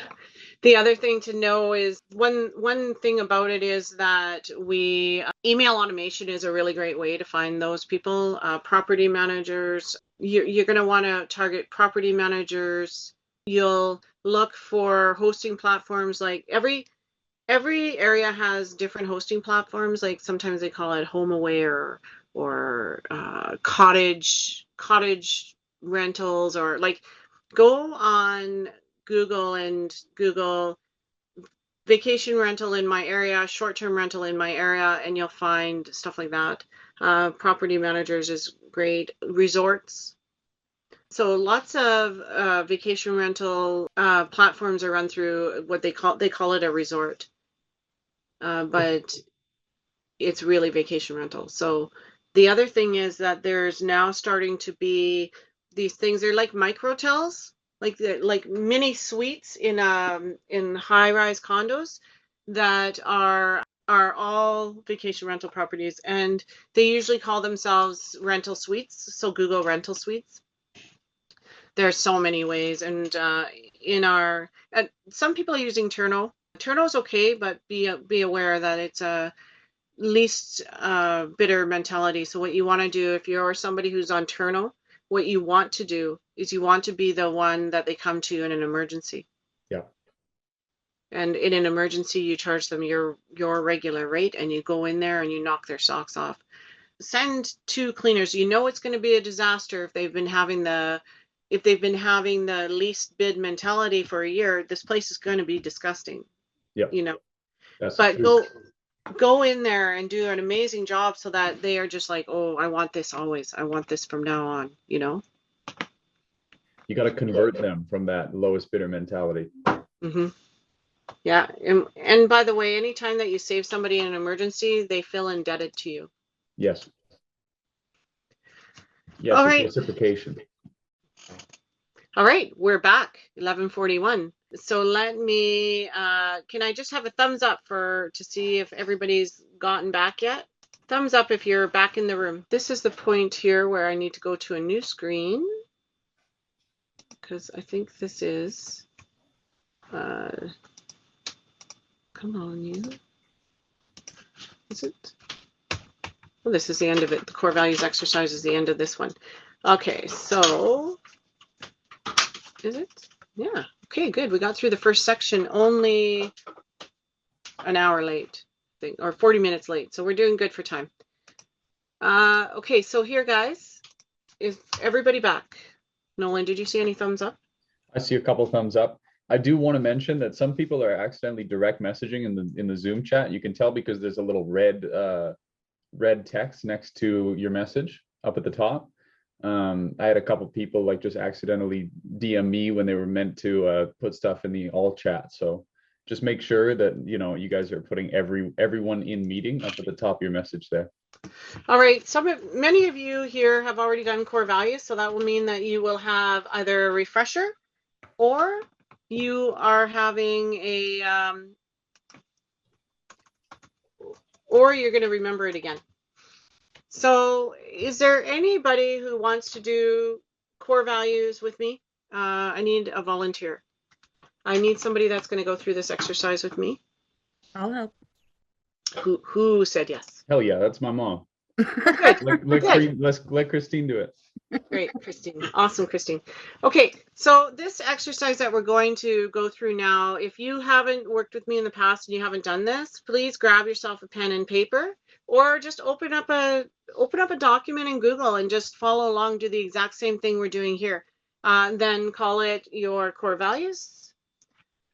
Here, I'm going to call it Carrie's core values, even though it's Christine's core values, just so I remember Carrie's workshop core values. Okay. All right, so this is an exercise that you sort of have to do on surprise. So I hope that you're all following along. I'm going to get through it quickly in the essence of saving time. And later on, we'll talk more about core values. But having an understanding of your core values, what they are and why really helps. And there are conversations you can have using your core values. So most people, when I first start talking to them, they say, yeah, I have core values, and they spout off a bunch of words, or they spout off a bunch of mission statements. But what we're going to do here is cut down to the basic core values and then show you how to build on them. So the first thing that you have to do is ask yourself one question and allow yourself to answer honestly. You don't let yourself think too long or too hard. You want the most obvious answer, and there is no right or wrong answer. Does that make sense, Christine? Yeah. Awesome. So I'm going to ask you a question, and I want you to not give it too much thought and just tell me the first thing that comes to your mind. Is that okay? Yep. Okay. So the question is, what is the one thing that if it happens to you or somebody else, it drives you nuts? If it happens to me or to somebody else, just darn it, I really thought I could help with it. If it happens to me or somebody else and it drives me nuts, Yeah, what's something when you see it happening to someone on the street or at work that you just get angry about it? Yeah, just injustice, basically. Justice. That's a good one. Okay, if I could spell, I gotta put my finger on the right chords. Right chords. Injustice. There. Okay, so now the same question again, please. Disrespect. I agree with Disres- Helen on that. Yeah. Okay, and the next one. Cutting corners, if we're talking about cleaning. Okay, and one more. Dishonesty. Dishonesty. Okay. So for those of you following along, I was going to make this more interactive, but because we're running short on time, we're doing it quickly.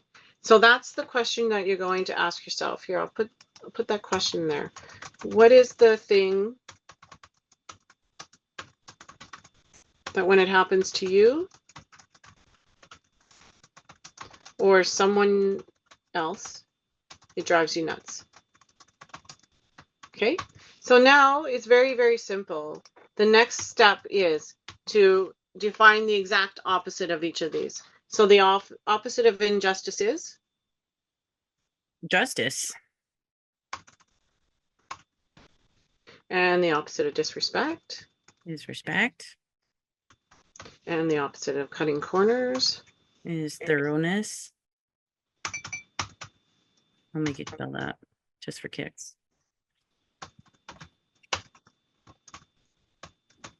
Aha. And the opposite of dishonesty? Is honesty. Come Integrity. on. Integrity. Ooh, which one do you want? Let's. Integrity, because that's my first core value. Integrity is key. Okay. So now what we have here on No, you cut out, Carrie. You be frozen. the right-hand side are positive core values. And Oh, mafia or the media. You So were the cutting out there. Can you repeat yeah. that? Yes, thank you. So a couple of businesses that I always think of that run on negative core values is the mafia or the media. You know, the media is always attracting their audience by accentuating injustice, disrespect, cutting corners, and dishonesty. We can say that that is true, right? Same with the mafia. The mafia's number one core value is injustice. They think it's justice, according to them, but it's a negative justice, right? Like they're cracking kneecaps. That's injustice.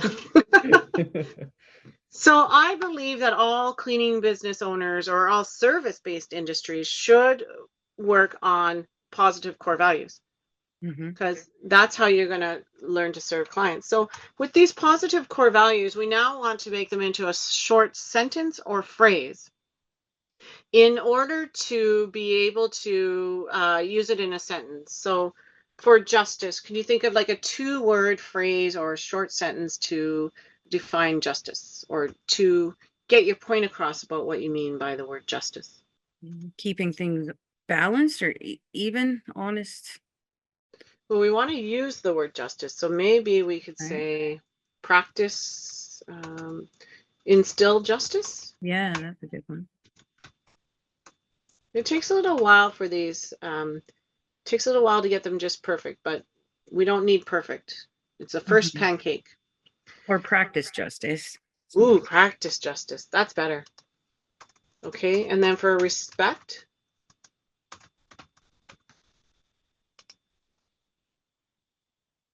Align with respect. One of my core values is respect the planet because we're an eco-friendly company. So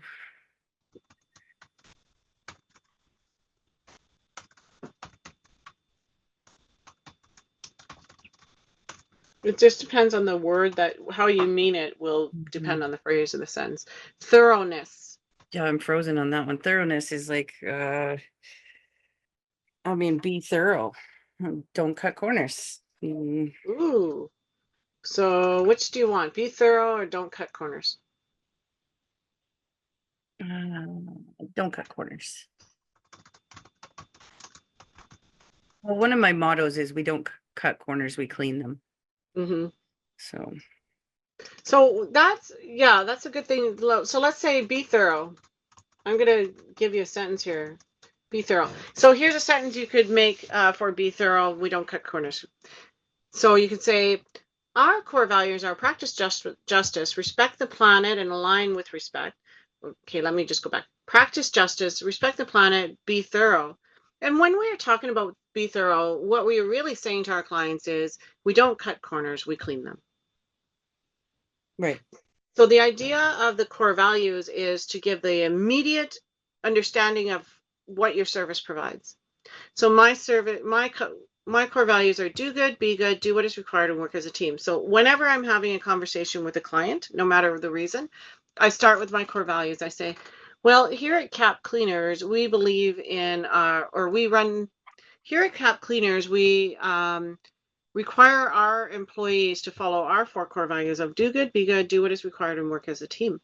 And when I'm talking about that, what I mean is, especially when we're talking about do what is required, what I mean is that if they are required to do their final walkthrough, if that has been stated that it's a requirement of the job, they must do that. So in relation to your job, if you tell me that you want to have a final walkthrough that includes making sure that every single door is locked, it will be set as a requirement. And according to our core values model, they must follow that requirement.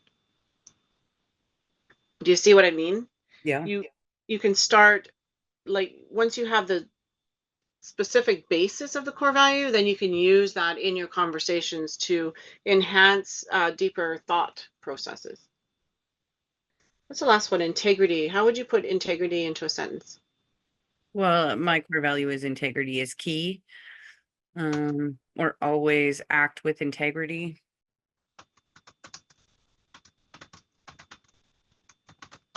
All right. So there you have it. And there's your 4 core values. Practice justice, respect the planet, be thorough, integrity is key. So now you'll use these core values in order to align with your employees and with your clients. Like, we use these core values for our clients' interview questions. So all of our first interview in our 3-step interview phase is to have a core values related group interview. And we have questions related to these core values. And what we do is we ask the core values related question, we listen to the employee's response, and then we let them know how it pertains to us. So just to do this quickly, do you mind if I pretend you're an employee in a group interview? No, go ahead. Okay, so Christine, I'd like to ask you a question from our Be Thorough Core Values interview related question. Is that okay with you? Sure. Awesome, thanks so much. So the question is, can you explain a time that you needed to be thorough on the job and what you had to do to make sure that you completed? Well, there have been instances where you go into a job and it's not as clean as you expected it to be. And you kind of have to make a choice whether you're going to cut corners or whether you're going to do a full detailed clean. And I always choose to do a full detailed clean. That's amazing. Thank you so much for that answer. I really like it. And you know what? Here at Cap Cleaners, we're exactly the same. We believe that being thorough is the #1 most important thing. And so we would never want to cut corners. We would want to be thorough. We do have systems in place that you can just let our administration know that you need a little more time, and we'll make sure that we organize things that way. Or if something needs to be put on the list for next time for a thorough cleaning, we can also make sure that gets taken care of. So thank you so much. I really appreciate your answer to that question. Excellent. Thank you. So see, in our group interview, which we'll talk about later, but in our group interview, just for those of you that don't know, the group interview is the interview that a mass amount of candidates are invited to the same interview. And then it is an info session. The candidates are invited to learn about us. So we start by introducing ourselves and telling them the core values. We ask them core values related questions, and then we honestly don't really care what their answer is because we're there to let them know how we feel.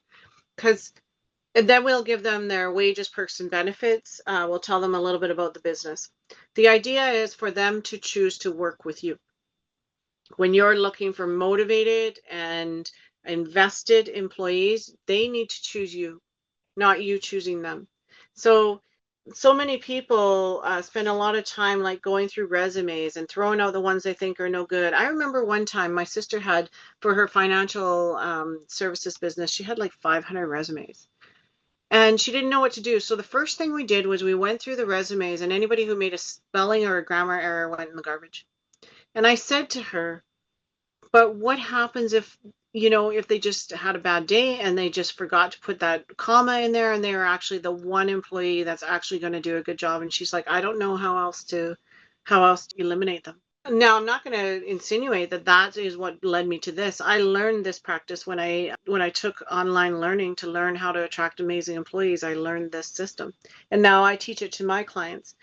But this system is so much better because you might as well not worry about who you should eliminate until you find out who really wants to work with you. And so in the group interview, you're exuding your core values. You'll hear me talk about core values all the time. In fact, we use these core values to make decisions. You'll hear in my mastermind calls a lot when my clients come with a situation that's kind of like we're all kind of dumbfounded how to handle it. Then we'll say, let's look at the core values. How does this fit in with the core values? And that helps us make our decision. So learning to first set core values that align with you and not core values that you think align with the clients is the very first most important thing. Set your core values out and then start attracting people to you with the same core values. People who get along work well together. People who have the same belief system work together. Well, I forgot to put the well in there. Work together well. So don't say for anybody who's saying what you think the industry wants to hear, stop doing that. Say what makes you you. Say what's important about you to make people want to work with you. Don't say what you think people want to hear, because how people interpret things so differently. So if I think you want to hear that I am the best coach in the industry, I'm the absolute best coach in the industry, you must work with me. Well, that's a lie. One of my core values is always tell the truth. I'm not going to lie to you and tell you I'm the best coach. I mean, if I was the best coach, there would be no coach for me to follow. And as long as I'm following a coach, that means I'm not the best. And the truth is, everybody should be looking for somebody better to learn from. So if I'm on the internet spouting I'm the best coach, of course, everybody's looking for the best coach in the industry. Well, I'll tell you, you're not going to find it on Facebook. Well, you are. You're not going to find it with me or my peers. Okay, the best coach in the industry, if you're asking me, is Tony Robbins. If you're asking somebody else, it's going to be Proctor. What's his name? Proctor. Think and Grow Rich. Bob Proctor. Bob Proctor. Thank you so much. I don't think that was Think and Grow Rich. I think Think and Grow Rich was written by Napoleon Hill. Yeah, Bob Proctor is the coach that uses Think and Grow Rich's. Yes. Yeah, his Napoleon Hill wasn't actually a coach, but his processes, his systems and processes are coached by many. Yeah, so that's the point. I don't want to lie to you because you want to hear I'm the best coach in the industry. I want you to know I will do everything in my power to be the best for you, So now I'm attracting people that understand I may not be the best, but I know more than you know. I've been around the block more times than you. I've got the systems and processes you don't have. Those are all truths, but I am not the best coach in the industry. However, I am really great competition for the best coaches in the industry. I've just in the last year, I've allowed myself to stand up and admit that I am their competition, and I am really good at my job, and I'm really proud of that. So stand in your power. That's another one of my core values. Okay. So any questions about core values before we move on? This was just an introductory little thing. I am happy to have a strategy call with anybody who wants to dive more into their core values. You just have to message either Nolan or Tabitha, and we'll get you into a strategy call. So any questions before we move on? Everybody seems to be doing good. Does everybody understand it? No. Does anybody not understand it? can you just put up, we could put a thumbs up for not understanding, because if you don't understand and you put a thumbs up, that's a good thing, because we don't want you confused. This is not the confuse everybody workshop. I always tell my team in the Freedom Plan, I say, sometimes they go to clients with questions that they should come to me with. And it's the Freedom Plan. And I say to them, this is the Freedom Plan, not the bother the clients with every little question plan. This is the rescue workshop, not the leave them with more questions than answers workshop. Okay, where am I going here? I'm going to the wrong place here. Back to the next part. I'm just going to go in here because this is the easiest way to get my document. We're going on to section 2, guys. As soon as it loads, I'll remember what it's about. This is a very jam-packed workshop. So, all right, section 2, vacation rental cleaning business rescue workshop, best practices and strategies for 5-star cleanliness ratings. This is the meat of it. I hope that we have everybody's excited and following along. You guys all there? Let us get to the meat. So standard operating procedures. I've been hinting to this all morning, and here we go. Let's dive into it. Can I have a 1 in the chat for anybody who has their standard operating procedures and is comfortable with them, and a 2 for those who need to put some more work into it? A 1 if you've already got them. Nolan's got them. 2 if you need help or if you need to put more work into it. Amy's got a 2. Slow and steady goes. Elaine Thompson has a 2 as well, but she just direct messaged me. It's that thing that I mentioned before. Yeah, just putting that out there. Elaine, if you're listening, just right above where you type your message, you can just click on that blue button and put everyone in meeting. And then it will go to everybody. Yeah. I do that all the time. It's annoying, especially. Well, it's annoying the other way when you want to send a private message to somebody and you accidentally put it in the everyone chat. That's annoying. All right. So standard operating procedures. One of the things to know about it is you don't just have an SOP and everything's great. You have to have consistent training. You have to have regular training sessions to ensure all technicians are up to date with their cleaning standards. We have found a way to be able to facilitate this without having to have like monthly meetings. I have tried everything to have people follow the SOPs. I always say you can make a cleaning business employee go to the job form, but you can't make them read. So this is followed up with administrative practices. Whoever it is that's, if an employee is saying, hey, I don't know I can't find the code to get into this property, then you follow up with, did you look on this SOP where it's kept? Like in Jobber, we have the codes, the door codes for all properties is kept in the title of the job. And then they say, I don't have the code. Did you look in the title of the job? Oh yeah, there it is. Silly me, right? Don't do the work for them. Show them where to find the information. They say, I don't know how to clean a bathroom. Okay, let me just get you the link to the training session in your online training portal that covers bathroom cleaning.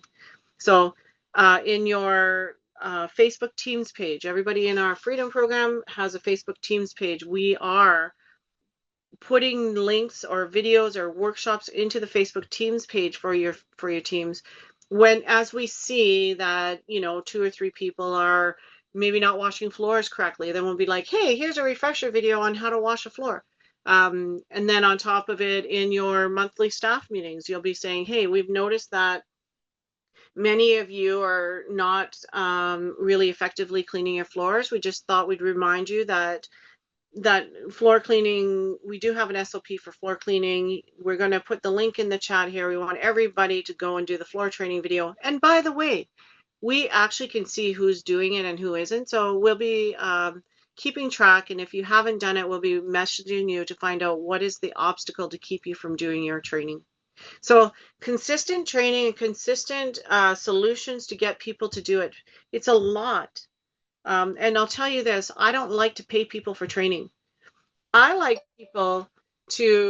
to find out who's going to make the effort. We're paying them good money. We're giving them bonuses. We're giving them incentives to take the training. I don't pay them to take the training, but I reward them afterwards when they do. Okay, because people who are not willing to take your onboarding training, or not willing to watch informative videos to improve themselves, are probably people who aren't going to be staying long with you. They're not invested in their job with you. People who are invested in your job with you will be excited. You know, it's the first thing they get their policies and procedures manual on the very first interaction with the training portal. And if you ask them, and it's actually in the job form for first day, did you get a chance to, what they get is training videos, 4 specific training videos for the vacation rental cleaning. And our team leads are asked to ask them, did you watch the videos? And let us know. Because the people who watch the videos are really excited and invested in the job. Our Tampa Bay people who we did the rescue for last week, we hired this new lady, Maria. Love Maria. Maria went through their whole training portal in 5 hours. She's the first person to do it. It took her 5 hours. She's like, this is amazing. I love it. She went through it in 5 hours. So it's not overwhelming. And if they can't do 5 hours of training in 3 months on their own time, then I'm not giving them $1 an hour for every single hour they work, right? So, sorry, I got off on a rant again. Just really put it on your employees, but be there to monitor it. Have comprehensive checklists for each cleaning job to ensure nothing is overlooked. This is your mandatory final walkthrough. And I'll tell you that anytime that you get a complaint, it should have been caught on your mandatory final walkthrough. And then what we do is, if they're in their first 3 months of training, we are just reminding them politely, hey, don't forget about your final walkthrough. This could have been avoided if you had done your final walkthrough. Then when 3 to 6 months, we are actually training them to be able to get their full entire bonus. And we tell them that at the 3-month interview. We say, for the next 3 months, you'll be considered to be in training to get a full bonus. And so we're going to come to you with every issue so that you know how to overcome that obstacle so you can get a free bonus. You'll become eligible for your bonus program at the 6-month mark. We're going to have a practice bonus run in which we'll show you how the things that you overlooked will affect your bonus. So we're going to message you and remind you of the solution. And then we're going to bring it up again on your bonus. And this is because it's so important to us that you get your full bonus. Now, does that sound so much better than, hey, if you don't do your final walkthrough, you're going to lose 1% of your bonus? You know, so having the detailed walkthrough and consistently reminding them how important it is. And don't think that trust me, you're always going to be reminding your employees to follow their systems. This is why you have an administrative team take care of this for you. Don't expect them to ever be perfect. People have other things going on. Their whole life does not revolve around this job. In fact, they only have this job because they have to have this job. You have your job because you want to have a cleaning business. They have a job with you because they have to have a job. There's a difference in the commitment there, okay? So don't forget it, and don't expect them to revolve their life around your job, but train them to revolve their day, the time that they're on the job with you, around the job. And it's a challenge. It's a challenge if we just came through quiet quitting. It's a challenge, but I have the systems and procedure. I'm happy to share them with you. Make sure that you have a great scheduling program so that you're not making mistakes and they're giving you their time. That's how they think. They want to make sure that you're not abusing their time. So have an efficient scheduling system so that you can make sure that everybody, it cut off. My internet is unstable again. Could you open that door? That might have an effect. Oh no, because it's right here. Okay, I'm just going to keep going because I'm not hearing that my internet's unstable. It looks really unprofessional to your employees if you're making a lot of mistakes in scheduling, although I do set the precedent with them. We have multiple people constantly training because your business is growing. And with growth comes mistakes. And with mistakes comes opportunities to create better systems to grow the business. So as long as your business is growing, mistakes are going to happen. And if you let your employees know mistakes will happen, but we will do what is right to correct it, and we need your input. So our employees, for the freedom people, the employees, the freedom clients, the employees are required to message the administration if they need a day off. And we have a system for making sure that we are aware of the day off and that we don't accidentally schedule them. However, we have a team of 15 people that work in various positions for our various clients. And sometimes mistakes happen. Like when you have that many people working on one project, a mistake is going to happen. And so what we tell them is, if you notice yourself scheduled on a day that you have told us you're off, just let us know. A mistake may happen, but I promise you, we are not intending to put you on a day that you've told us that you're unavailable. So let us know. So now we've got them actually invested in double checking the schedule for us. And we're also encouraging them to not just not come to work. Oh, they scheduled me for Wednesday. I already told them I have the day off. I'm just not going to show up. We're encouraging them to be a part of the solution instead of a part of the problem. So I better move on, but just to let you know, have an efficient scheduling system that will make it easy, but then have follow-up systems to double check and have your employees invested in helping you keep the management of that efficient. Maintaining regular inspections, routine inspections to maintain high quality and identify areas of improvement. For vacation rental cleaning, the most efficient process is to have an effectively running team that self-monitors. It is so hard to be able to afford and facilitate quality assurance because you're working within these tiny little time frames. You can't have a quality assurance technician check every single property, every single clean. It's not going to work. You can't do it. I tried. Many of my clients have tried. It doesn't work. So put more of your effort, time, and energy into making sure that your teams are self-monitoring. What we're trialing with one of our clients now is an actual video walkthrough where they have their checklist, and on the video walkthrough, they have to walk through the video checklist, and actually they have to focus in on the area. So one of the areas on the video checklist is to make sure there's no hair in the drains of the tubs. They have to actually go there and zoom in on the drain of the tub so that if we go back and verify, we can see that there was no hair in that drain. We're trialing that to see if it will work. Our first trial didn't work, glitch with the system, with the program. So we'll see if we can. Carrie, I have a question just so I understand. You're saying that you're requiring them to like hold a camera around and kind of video themselves doing their checks? Video the check. Like they are holding the camera as they're walking through the check. Yeah. Okay. Yeah. Mm-hmm.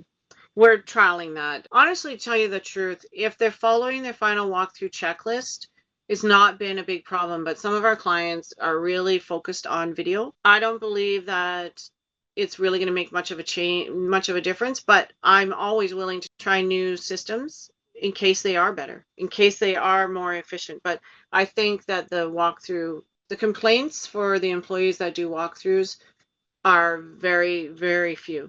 The problem is some employees are not doing the walkthroughs. So forcing to take a video is just forcing them to do the walkthrough. But I worry it's going to take their mind off of actually checking the areas and fixing them. Then when they find an area they need to fix, they got to put the phone down and then they've got to clean the area and then pick up the phone. Like, I don't think it's going to work, but I'm always willing to try. I have to prove it won't work, or they have to prove it will. So the inspections, honestly, it still couldn't hurt to have a once a month or once every 6 week inspection of each property to make sure that everything is being kept up. Quality control, random audits. I love this one. This random audits thing is my favorite because you can like kill so many birds with one stone. Show up on site and bring a treat for your employees. So you can do a random audit and show appreciation to your employees in one walkthrough.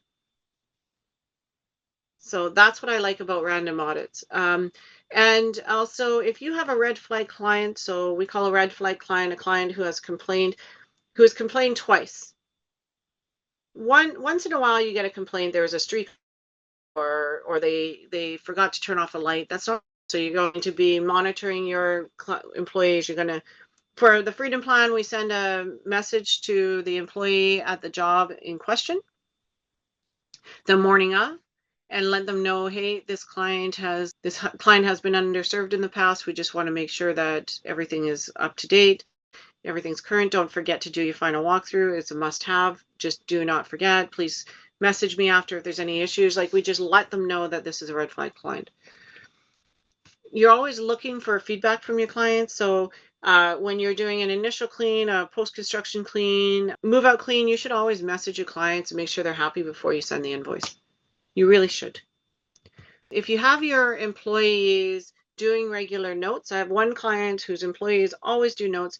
You can look through and see if there's any problems and invoice.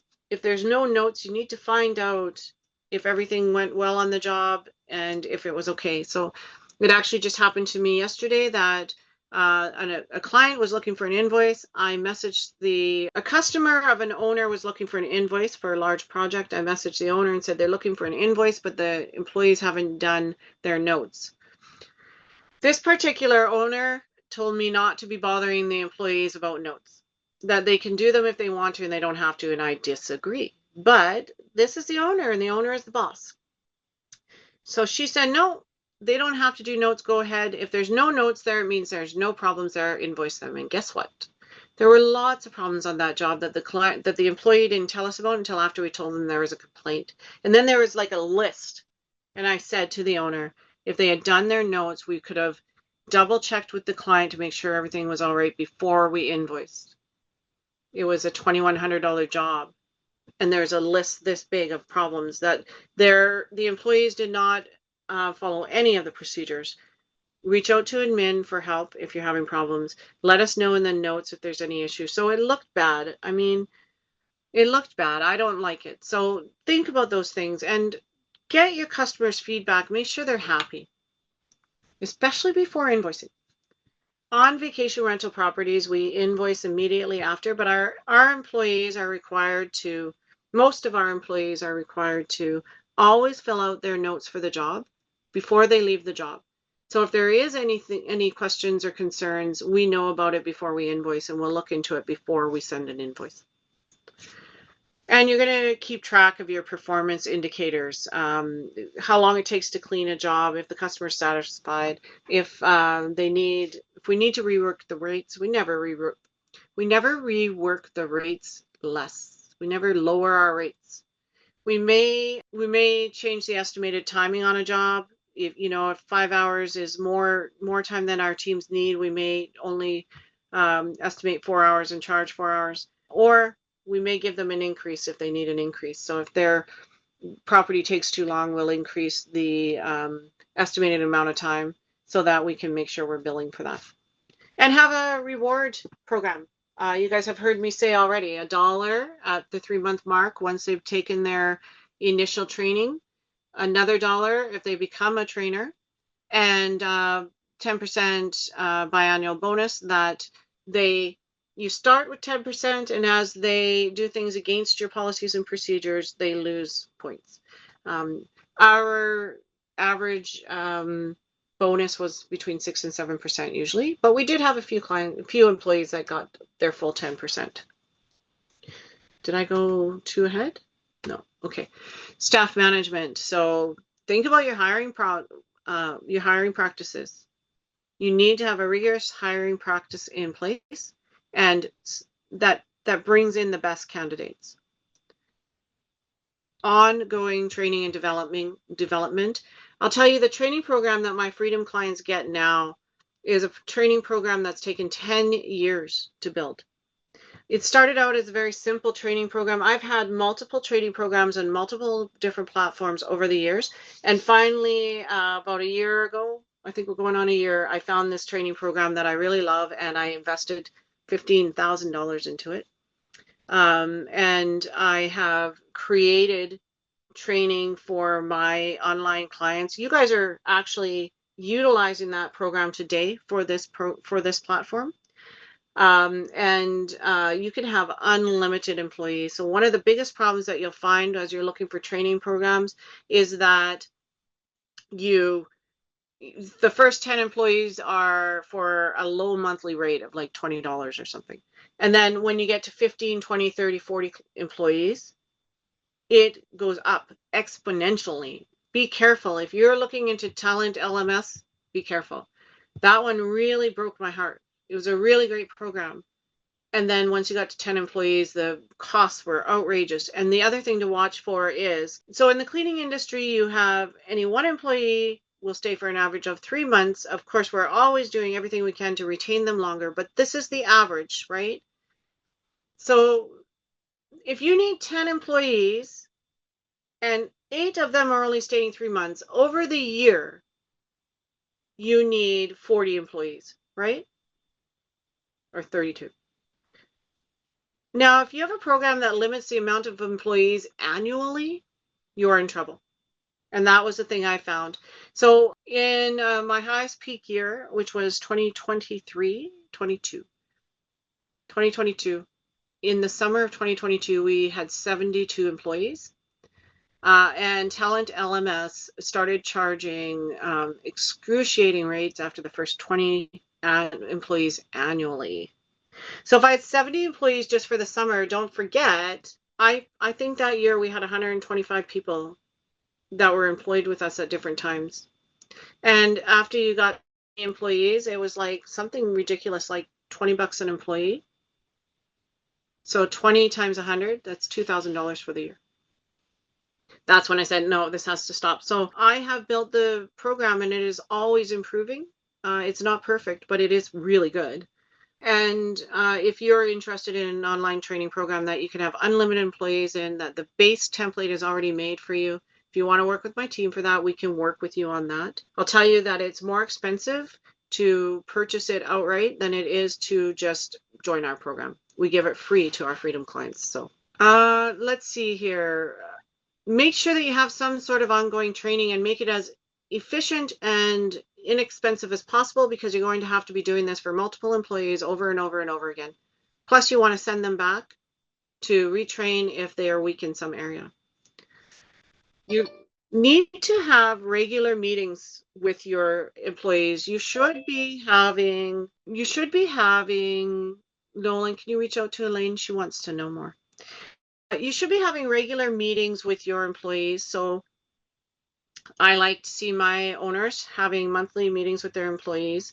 I have actually a really crazy, simple outline of how you should run those meetings. The monthly staff, so many people think the monthly staff meeting is to discipline your employees or to set them on track. The monthly staff meeting is to make your employees feel special. That's it. So we call it a mandatory staff meeting where employees are required to come. We do it over Zoom. It takes a half an hour. There's an outline of events. You make sure that you announce the employee of the month. And I promise you, once you start looking for an employee of the month, your biggest problem will be deciding who you shouldn't give it to. Because if you have this amazing retention system, your employees are really amazing employees. The thing about it is like one of my clients said, well, some people don't show up. And so the requirement for people who can't make it because they have other jobs is that they just message us and tell us they can't make it. But in your online program, the recording goes there so they can watch it anytime they want. And then you say, all right, I understand you can't make it. Please watch the recording. And by the way, it's going to send me a notification when you watch the recording. So you're going to know if they watched the staff meeting or not. And then people say, well, how do I know they watched it? Well, you can have a staff meeting with 30 employees and only 2 are really active. In fact, some people that are in this room right now are not actually watching. It's just the way it goes. You can't know and you don't need to know, because people who are invested in it will pay attention. And that's all you are looking for. You want to know who's invested in it. You want to know who takes this serious enough to be the employee to go the extra mile, and then you want to give them the love. Send them a message and say, I noticed that you were very interactive in the meeting and I wanted to let you know how much I appreciate that. That's all you have to do. This is about giving people a place to feel loved. That's what your monthly meeting's for, guys. I can talk to you more about that. I could talk for hours about that. So I'm going to keep going. Otherwise, we'll be here for hours. And creating a positive work environment to retain your top talent. Stop worrying about everybody and worry about the ones who are showing you that they are there for the long haul. The positive work environment does start with those monthly meetings, and then it moves on to, we suggest biannual events and where you'll give your employees business cards. There's a whole system for this, which I'd love to share with you. Technology technology integration is so important, you guys. If you're worried about the price of your CRMs or your programs, stop doing that and start worrying about the price of not having them. Okay. There's no way to sugarcoat this anymore. 2 years ago, I would have said, I understand it's very expensive. No, it's more expensive not to have it. You're making mistakes you don't even know. You're not keeping up with the competition. You're not keeping up with even the basic fundamentals of the new age of business. If you don't have technology integration, you need it. No more worrying about the dollars and cents. Christine, I'm sorry, but this is the perfect example. Take the $500 you're going to save on a vacuum and put it into technology integration. Find the money somewhere. You're wasting money somehow. You're wasting money by not having it, by the way. It's going to pay off. It's going to pay off, and you get one elite client. So I invested in email automation way back in the day. 6 weeks into it, I got a consult at a resort. I went and did the resort and made $1 million from that resort.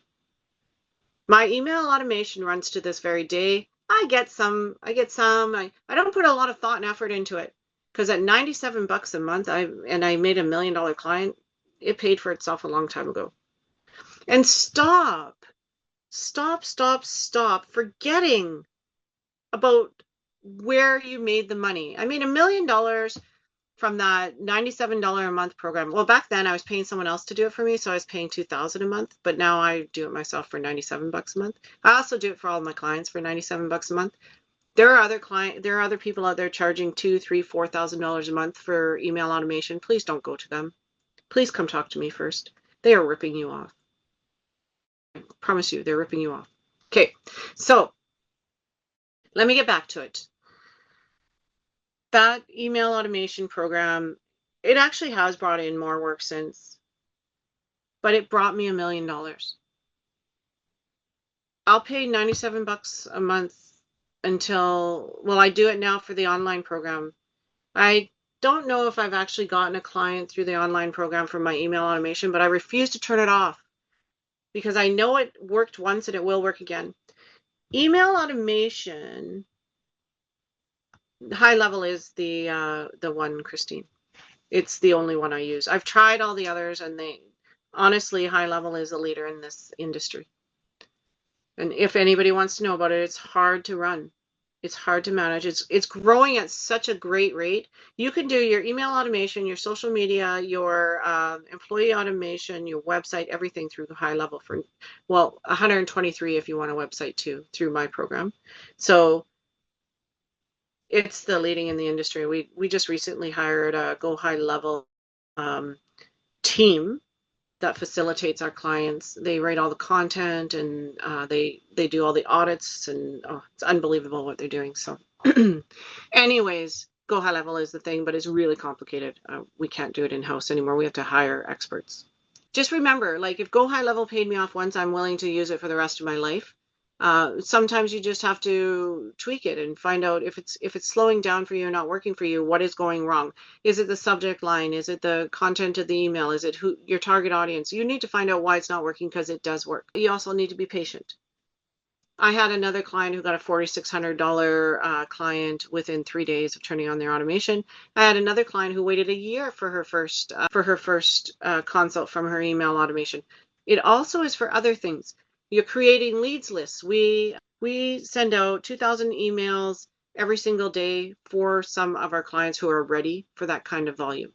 And in those 2,000 emails every single day is 2,000 contacts. What are you going to do with those contacts? Are you going to give those contacts to a cold caller and have them call them?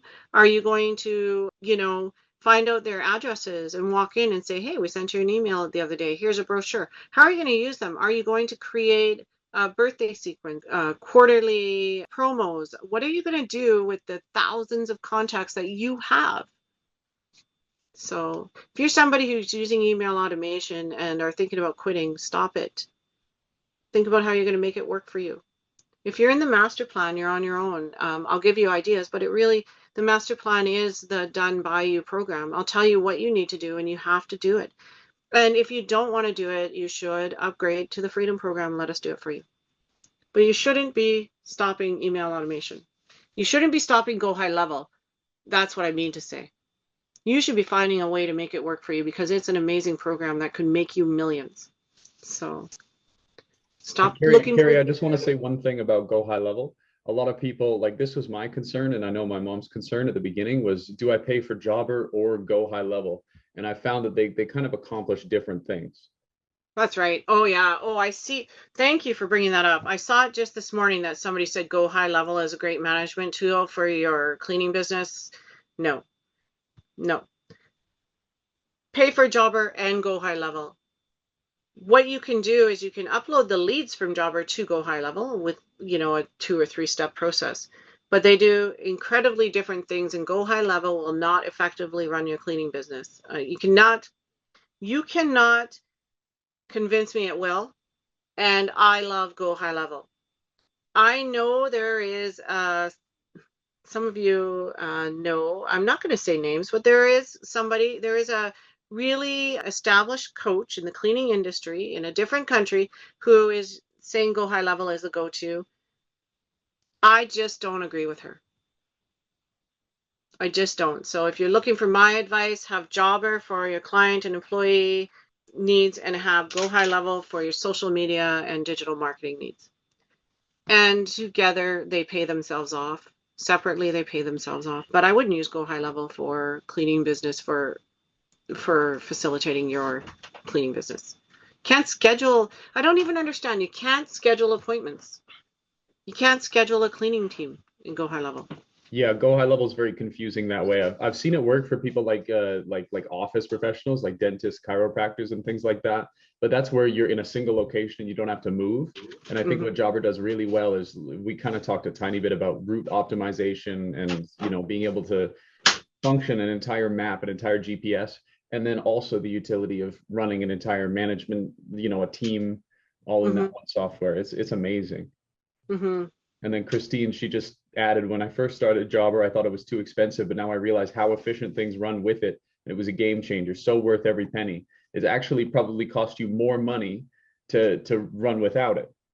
Yeah, I agree. It definitely does. Like I noticed that. So I'm an affiliate for Jobber. So because I believe in them, I've agreed to promote their product, and they give my clients 20% off, right?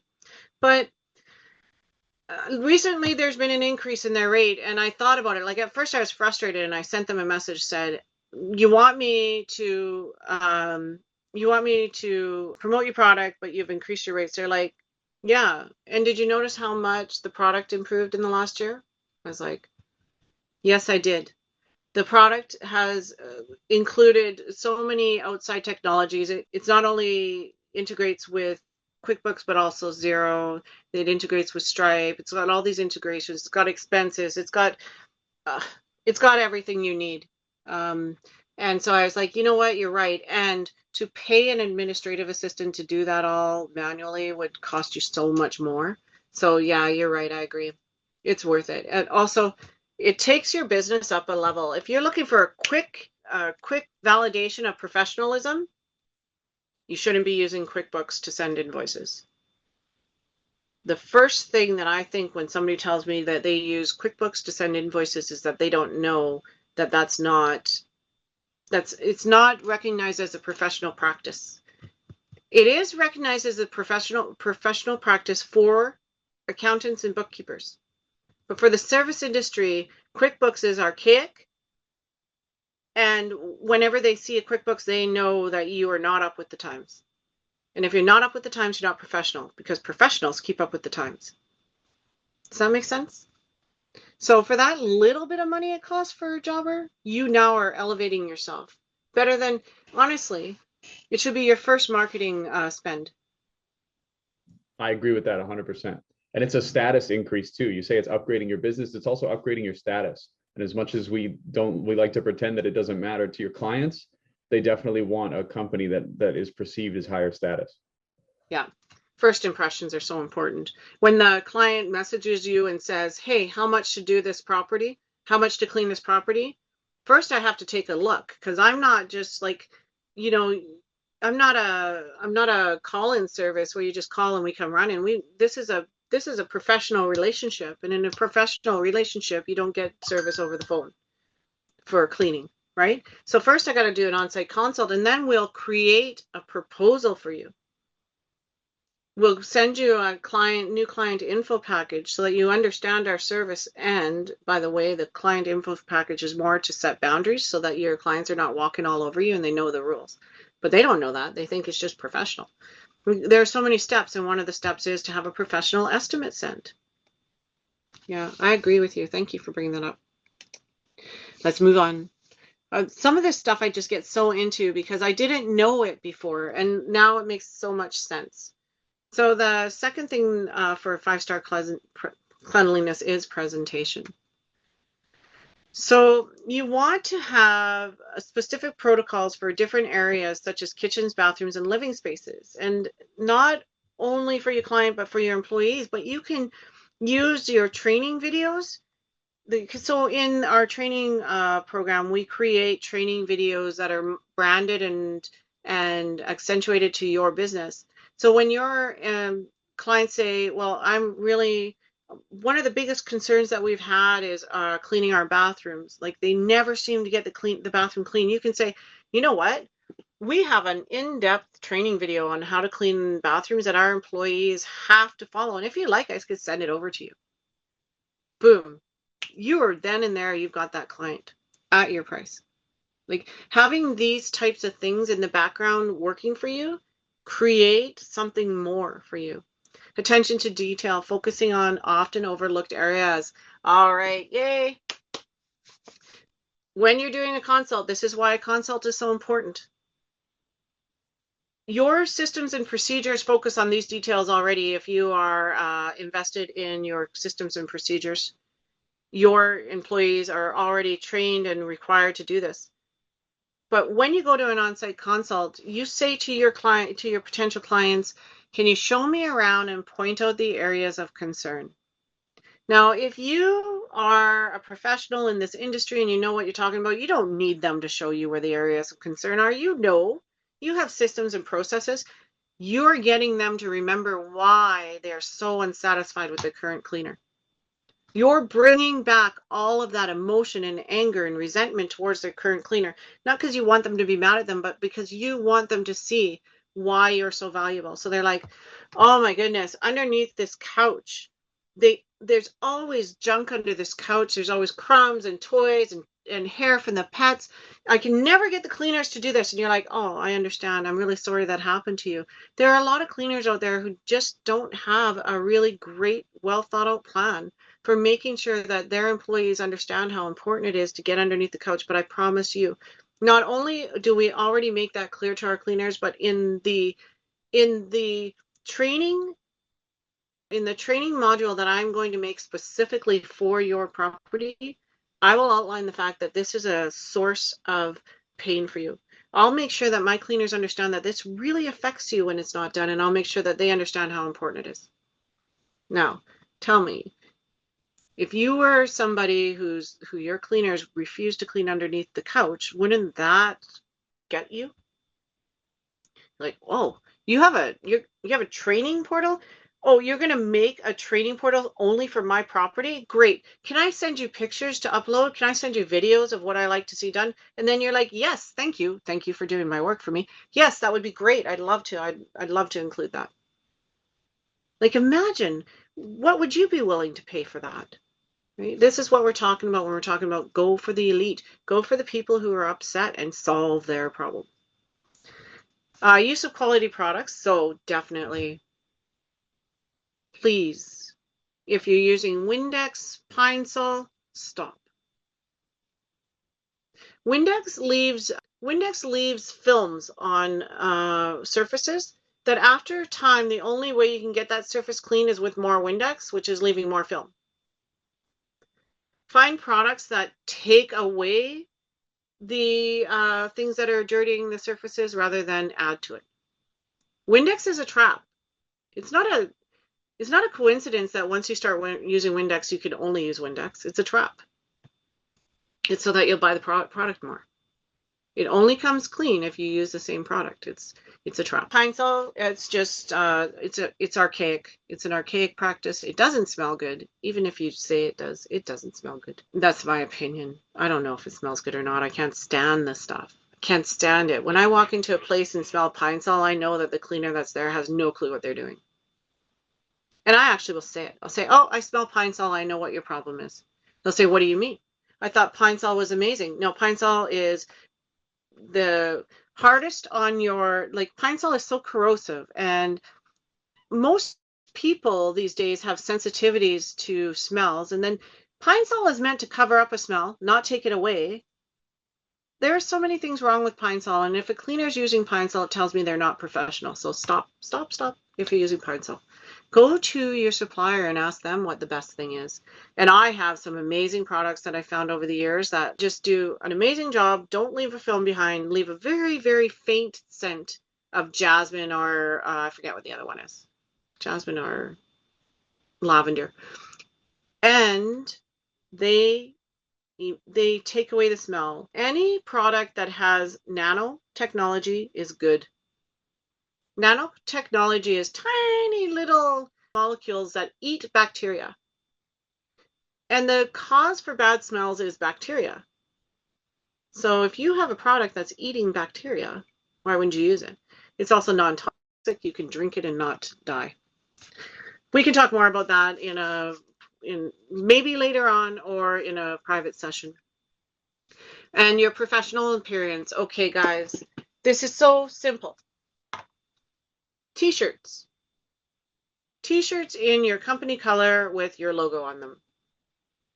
If you buy in bulk, you can get them for $6 to $10 a t-shirt. If you're just starting out with, I started out with Vistaprint. It wasn't bad. It wasn't like now that I'm more elite and I can afford a better service, Vistaprint is nothing. But honestly, I started out with Vistaprint and it worked well. $17 a t-shirt if you only need 2 or 3 for now. Once you start getting more into bulk, you're just always going to have t-shirts on hand. And when your team shows up all wearing the same t-shirt, it sets a statement. Badges, if you can have your team with badges, that helps. Or name tags, that helps. They are not as important as a t-shirt. Don't have people showing up with different t-shirts and a badge. Because the t-shirt, what I love about the t-shirt is on the back, have your logo in big with the phone number. So when they're unloading the car and somebody else sees them unloading the car, they're like, there's a professional company. I know they're professional because everybody has a matching uniform and there's their phone number. I'm going to give them a call. Or if they're at the grocery store, or if they're at the library, wherever they go for slush after work, they're wearing their t-shirt. With that, though, I'll caution you is in the training portal is we have a full lecture on the importance of understanding your surroundings anytime you're representing the company. So if they go to the bar after work wearing your t-shirt and they're cursing and swearing and acting like jerks, that's not a good thing. You want to let them know that if they're going to be resuming their unprofessional life, they need to take your t-shirt off. If they're in the grocery store wearing your t-shirt, they need to be careful what they're saying. But that all comes with communication orientation. What I'm saying is have t-shirts. So most of the owners that I work with, they give their employees a t-shirt, but the employees are required to wear dark colored pants or jeans or leggings, and some people have specific shoes. Others just say just wear any shoes. The t-shirt is the important part. Some wear, like the commercial cleaning companies generally go with shirts with collars usually, and the vacation rental cleaning companies and residential usually go with t-shirts, and that's because they're easier to maneuver and lighter. But have something. Be professional. So the first impression is so important for a customer in their perception of your team. Make sure that your team's not like lugging in old, worn out vacuums. Don't have your cleaners carrying a toilet brush from clean to clean. Please don't do that. It's disgusting. I would never let anybody come in with a toilet brush they used at somebody else's property, ever. The perception of how their bag is, like we do at my cleaning business when I had it, they had a husky bag and they had their claws had to be folded and placed in the bag neatly. And the bag had to be organized a certain way before they went into the property, because if a client happens to be there or a guest, we need a neat, orderly appearance. We want them to see that we're detail oriented and that we're organized, and these things matter. So what I used to say, sometimes they'd be in a rush and the rags would all be a mess. I'd say, take a little handful of nicely cleanly folded, they're always clean rags, but nicely folded rags, and put them on the top so they can't see the mess underneath, right? Because it's about the first impression. We're going to take that rag out and we're going to open it up and use it to clean, but it's the first impression. Delivering the same level of cleanliness every time. That's so important. That's why you need to have training programs, SOPs. All of your team needs to always be doing the same thing. And that's why subcontractors rarely work in vacation rental cleaning. Personal touches. Adding small details like folded towels, welcome notes, or fresh flowers, that's nice. But honestly, the bigger your team grows, it's not always easy. But having a specific way that you fold the towels, like, I don't care what it is, whether it's like that seashell thing. If you have a toilet paper, if you do the toilet paper some special way, just some sort of signature that you teach all of your cleaners, that you do for all of your vacation rental properties. It's not negotiable. It's done for everybody, because once you start to negotiate, some people will do some things and other people will do other things, and then they forget who is doing what. Have a signature that you do for everyone. You know what I did during COVID, and this really picked up, and it went on.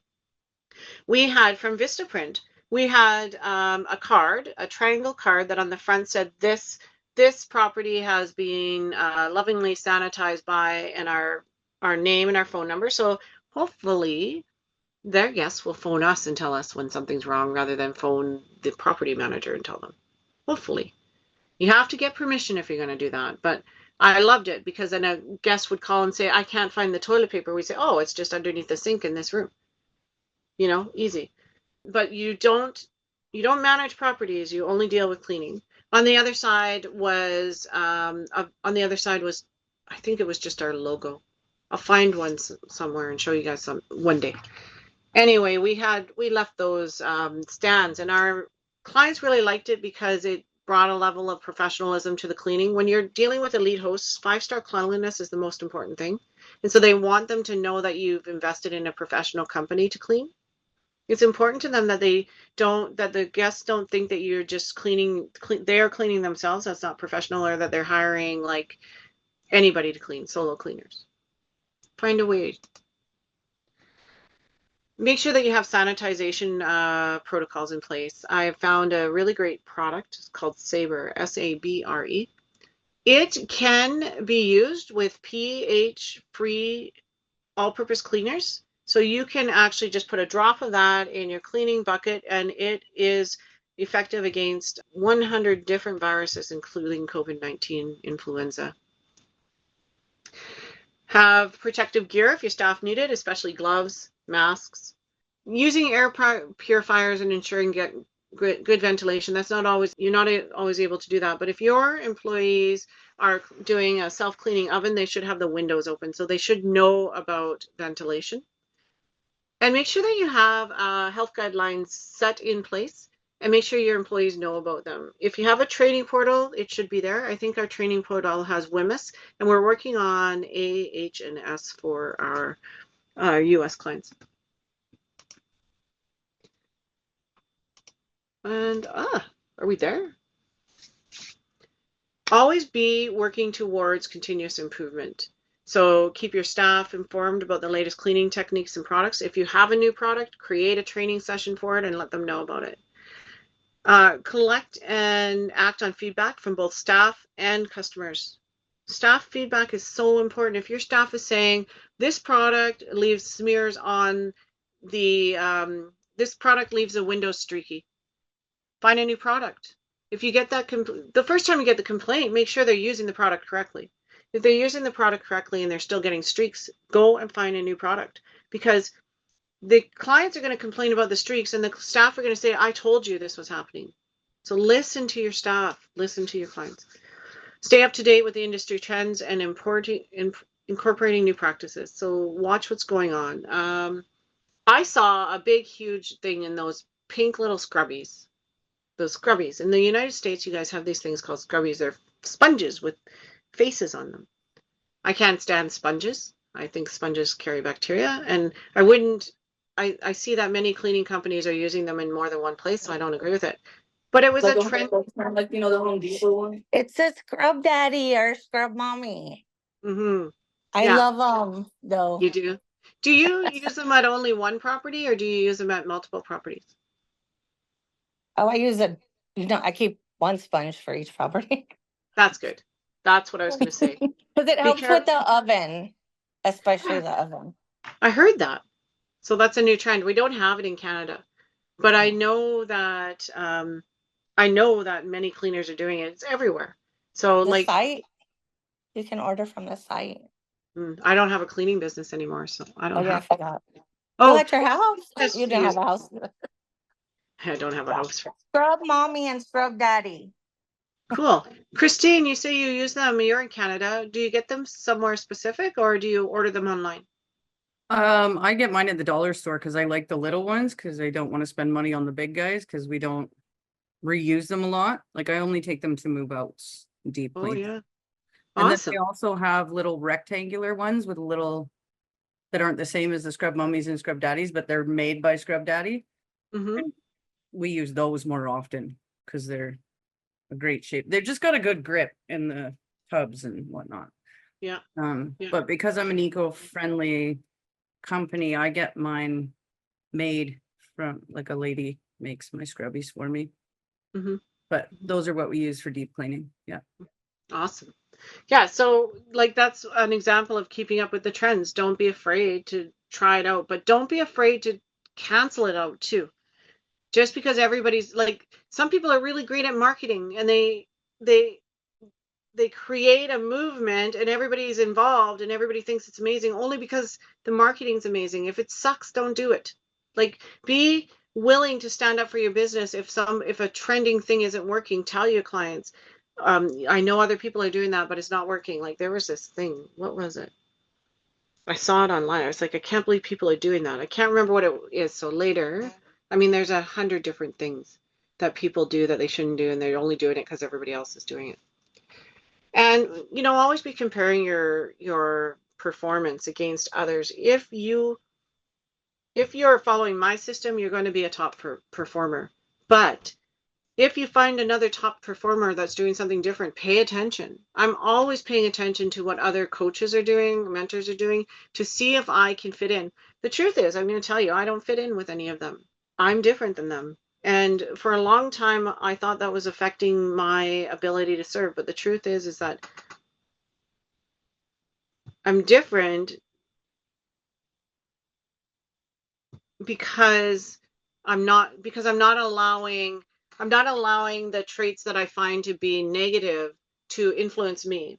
My mission in life is to help others overcome obstacles, and I will continue on that mission, even if the other coaches in the industry tell me that I can't or I shouldn't or you can make more money if you do this. Yes, but I won't help as many people.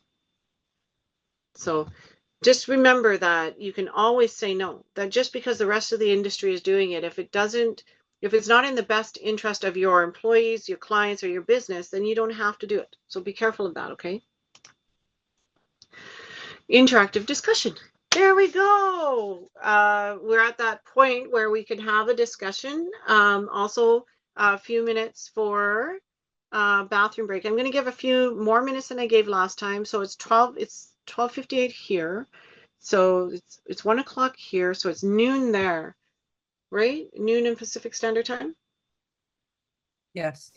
Okay, so we're running about an hour behind. We do have one more session for today.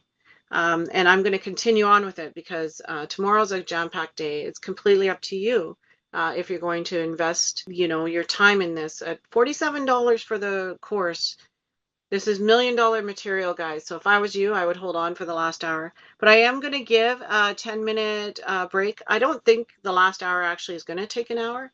I think it might only take about 40 minutes to get through it. But I am coming back and I am going to extend the time so that we can get through it so that tomorrow we can make sure we get through all of that stuff. There's some pretty amazing stuff happening. So take 10 minutes. I'm going to also take 10 minutes and come back. I'm actually going to come back in 5 minutes and answer any questions. So put your questions in the chat. I'm going to be gone for 5 minutes to do my biological break. And then I'm going to start answering questions when I get back. All right, it is 1:08, so it's time to get back to it. If you're not here, I hope you're coming back. But otherwise, let's talk about procedural documents. So a procedural document is, generally speaking, any document that has any that you'll use to facilitate your procedures. You want your teams to be organized and you want them to have access to procedural documents. Anybody in the chat, everybody in the chat, if you could let me know by saying yes or no, if you've got this system in place, if you have a system now, what, yes or no? Claudia, do you have a system for procedural documents yet? Excited about job forms? Yeah. Yay. I like people who like job forms. Yes. Yes, yes. No, not yet, Claudia says. And let's see, Elaine. I'm so glad you're here, Elaine, by the way, because Elaine is joining us from the UK. Elaine, what time is it where you are? You and I were talking about time zones earlier, and I was so busy getting ready for this, I just didn't have time to even process. What time zone? It's 8 p.m. there. Oh, well, I'm glad that it's not the middle of the morning for you. That's great. Awesome. Okay. So I'm going to show you two forms of procedural documents. I'm going to show you in, I'm going to show you in Jobber, the job forms that we actually upload these for all of our clients, and then we add to them as we get to know them. Every business has a different way of doing things, but we all need somewhere to start. Like, you're probably thinking, oh my goodness, it's so hard just to get started. And it was. Like, for me, I did this all on my own, you know, but you don't have to because you've got me. So let me see, we're talking about vacation rental. So let me start. I'm going to show you a couple of different job forms. I'm going to show you the guest rating job form. This is a lovely one. Now this one, we use this to keep our employees, to keep everything intact. So you can see the rating schedule. The rating scale we have developed is 5, 4, 3, 2, 1. It says at the bottom of this job form exactly what you should do if the rating is a 1 or a 2. That's because the rating of 1, the guests were awful. The rental is left in a terrible shape. There are dirty dishes, garbage bottles, unexpected messes, all laundry used, spills in oven, and any of the above mentioned issues. Anything else, including broken property. It's so bad that there's no way to get it done in time, and we may have to call in another team member. This is an absolute worst case scenario. If it's a 1, you have to let the admin know so that we can get a hold of the client and let them know we're going to need more time and it's going to be an extra charge.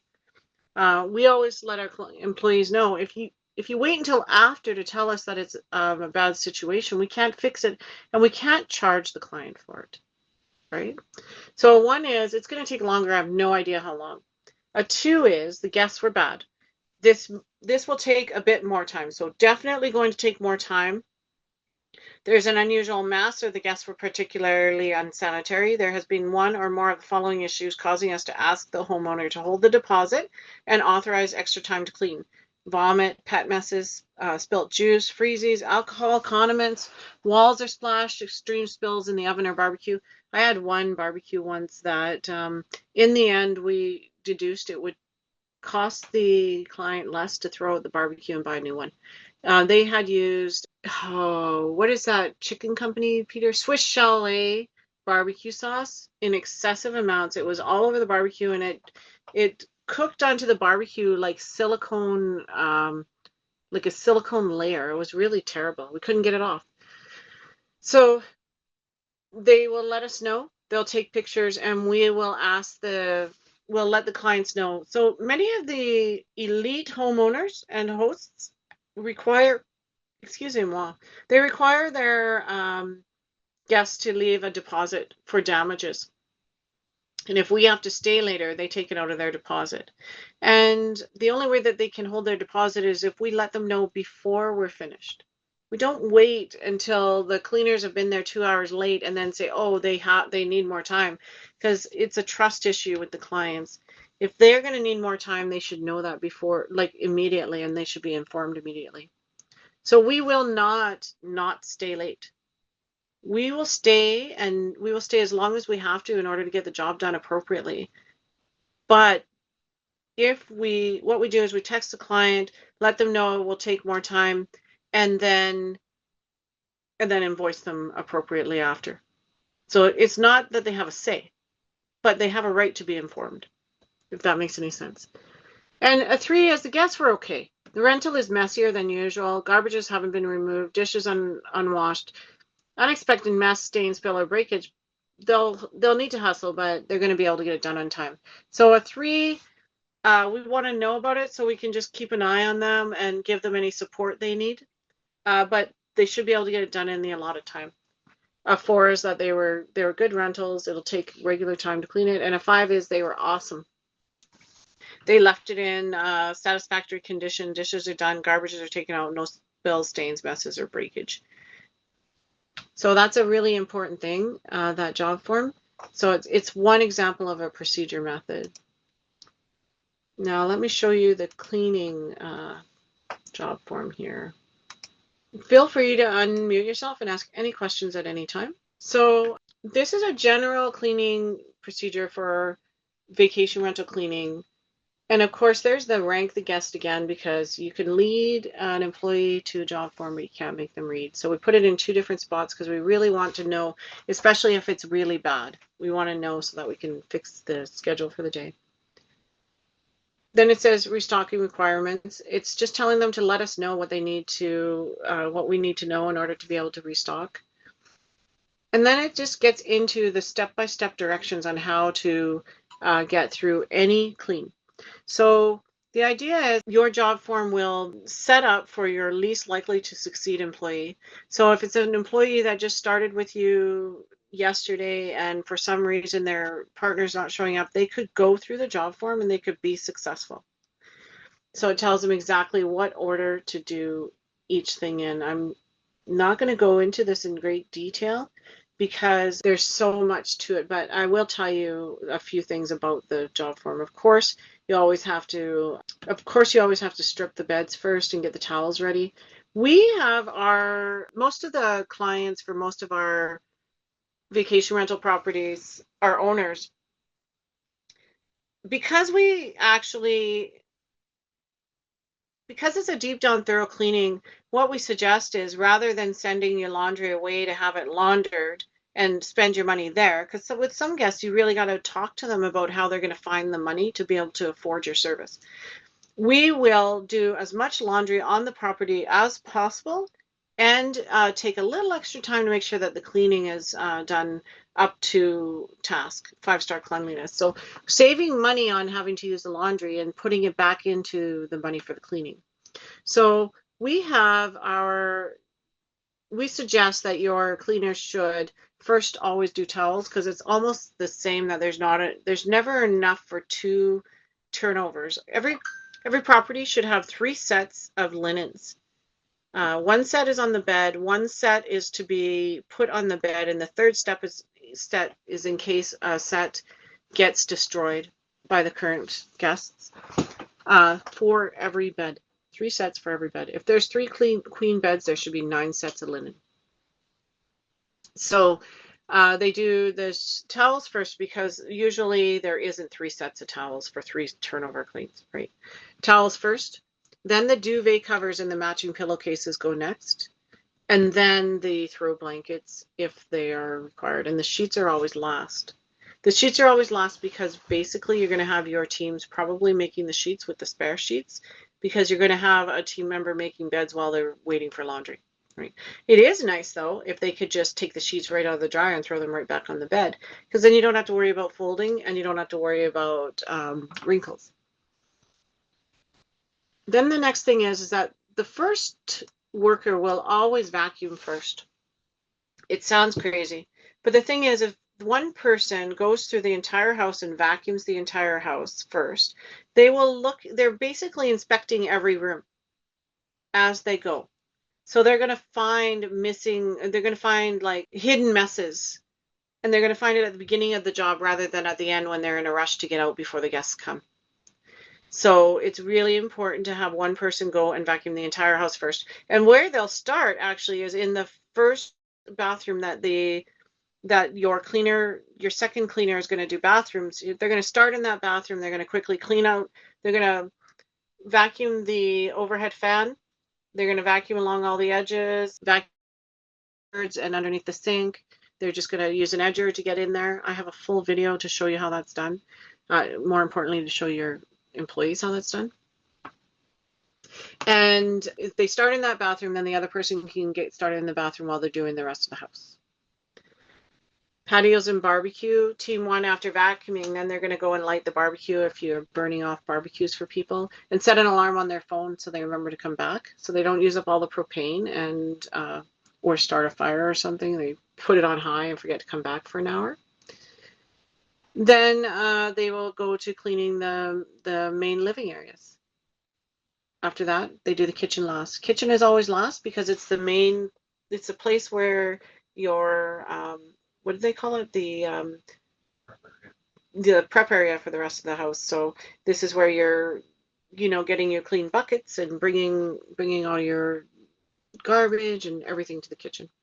Team two, the snow runner today.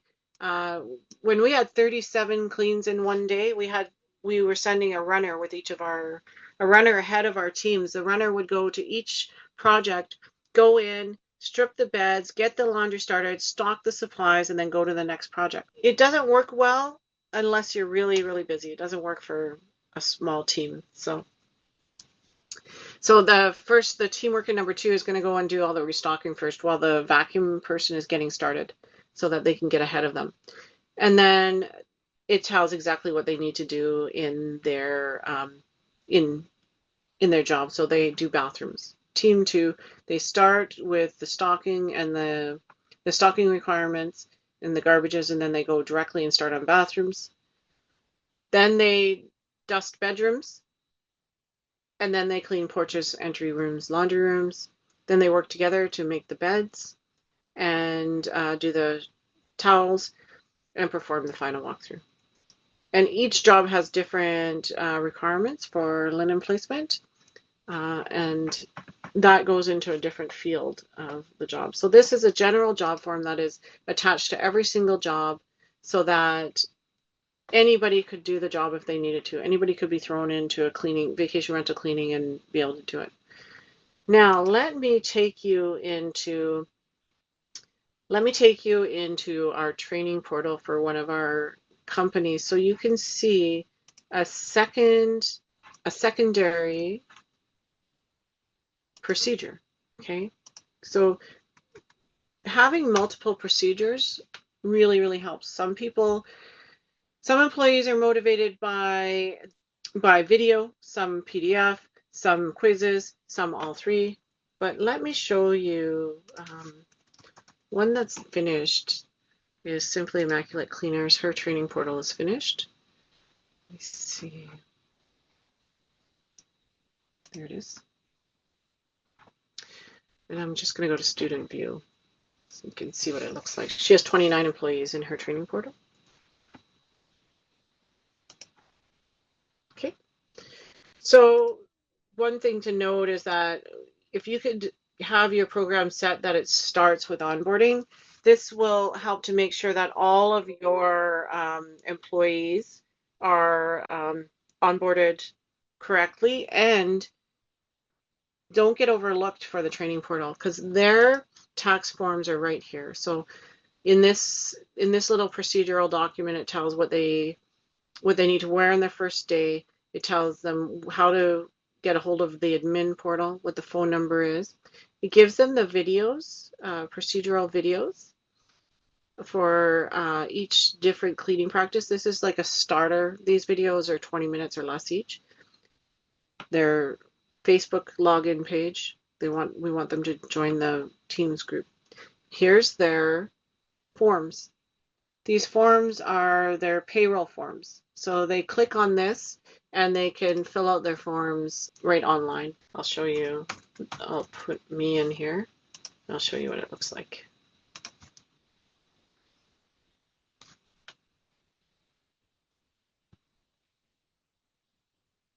These are Canadian forms, so it's different in the US. We do the same thing for our US customers.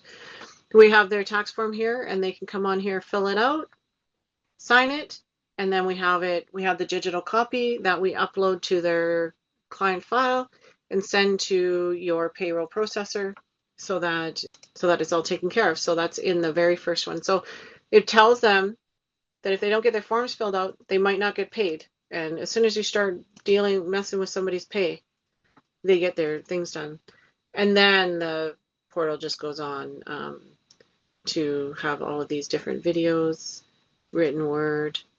We create. I think that I'm not sure if the new employee information package is included in this workshop or not, but we create a new employee communication package. It just tells office hours, code of conduct, what the orientation looks like, talks about, our breakage damage policy, gives them an idea of when they should be contacting their support team, how to ask for time off, what the different schedules are.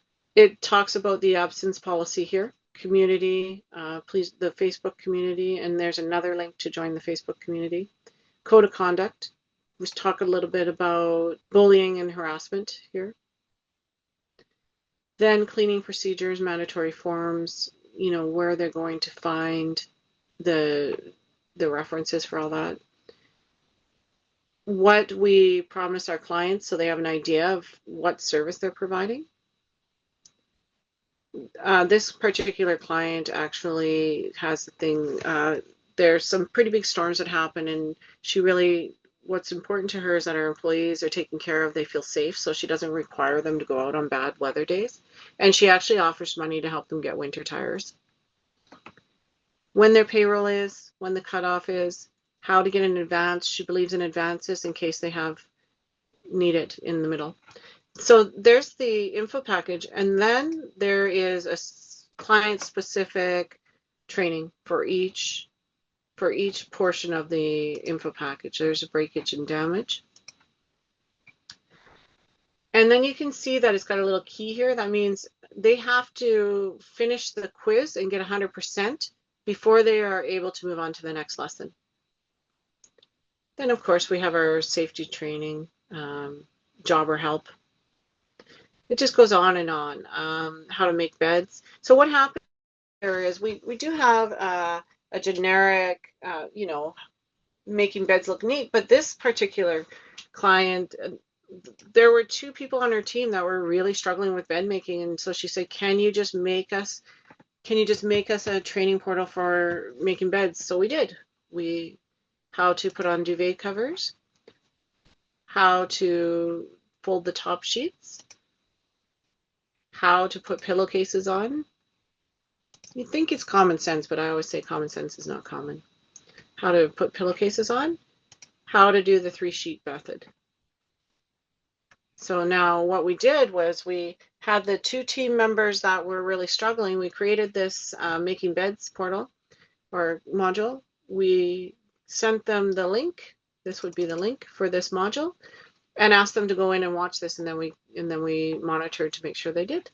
So how we monitor to make sure they did was, I don't actually want to go there because it's giving away personal information, but we just go to people, and you can pick the people that you're looking at, and you can see exactly what modules they've completed and what they haven't.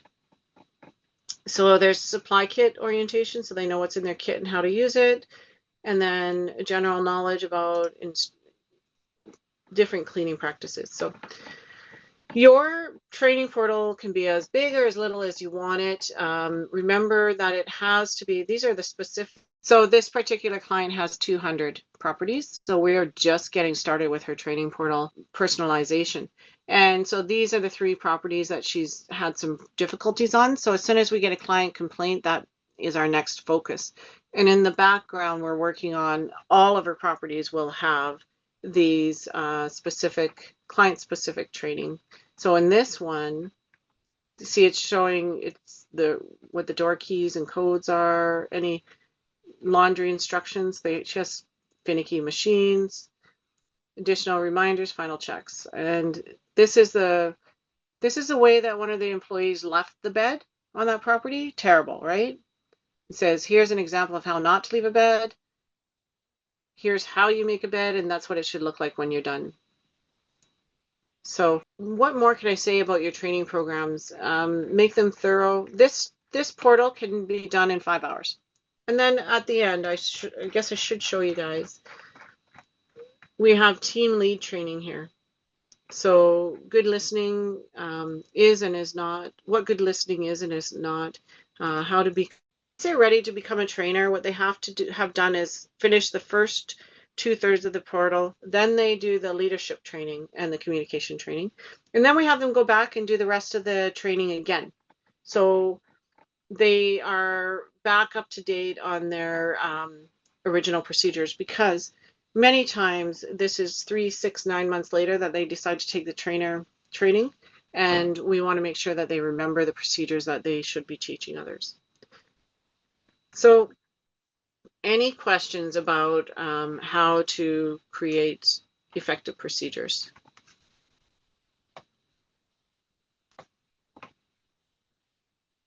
It's boring, isn't it, guys?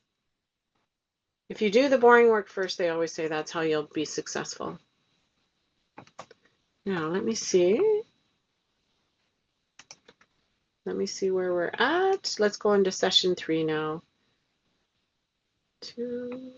1, 2, 3. Just doing this the old-fashioned way. This is the easiest way for me. I'm sure that I have this all in a one continuous loop somewhere, but let us see. This is, okay, these are all discussions. This is great.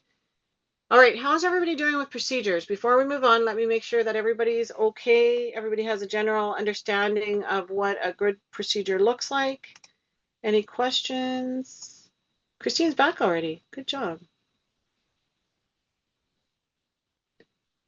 Anybody? Oh, thank you for the compliment. Yeah, it's years and years and years in the making. I have tried probably a dozen different portals. I've tried a dozen different ways. It's been a lot of work, and I'm really proud of it, actually. It still has a lot to go. I'm always looking to improve, but I'm loving where it's at now. So, flat rate versus hourly. Who in the chat, 1 if you charge flat rate, 2 if you charge hourly, 3 if you have no idea. 1 for flat rate, 2 for hourly, 3 if you have no idea. Flat rate, okay. Claudia's flat rate. That's it. That's all. 2, Christina is hourly. Let's see. Christine is hourly. Christina has not said. She might be working. I know that some of you are working or doing other things while you're listening in. So with minimums, yes. Good, Christine. Good, good, good. All right, so flat rate versus hourly, 1 to 2. Oh yeah, 1 and 2. She flip-flops. Oh, flat rate, I'm here, Christina. That's Christina Rivas, iPhone.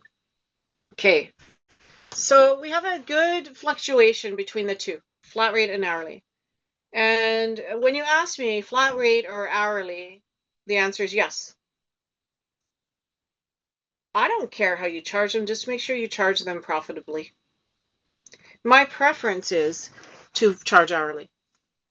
But if you decide, and let me say that you do need to decide estimate how many hours it will take for the project.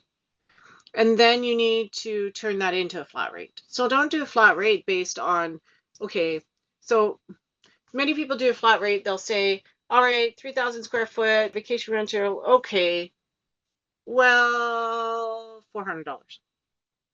That is not how you come up with your rates. Okay, you need to understand your production rates of your teams, and you need to understand the complexity of the job.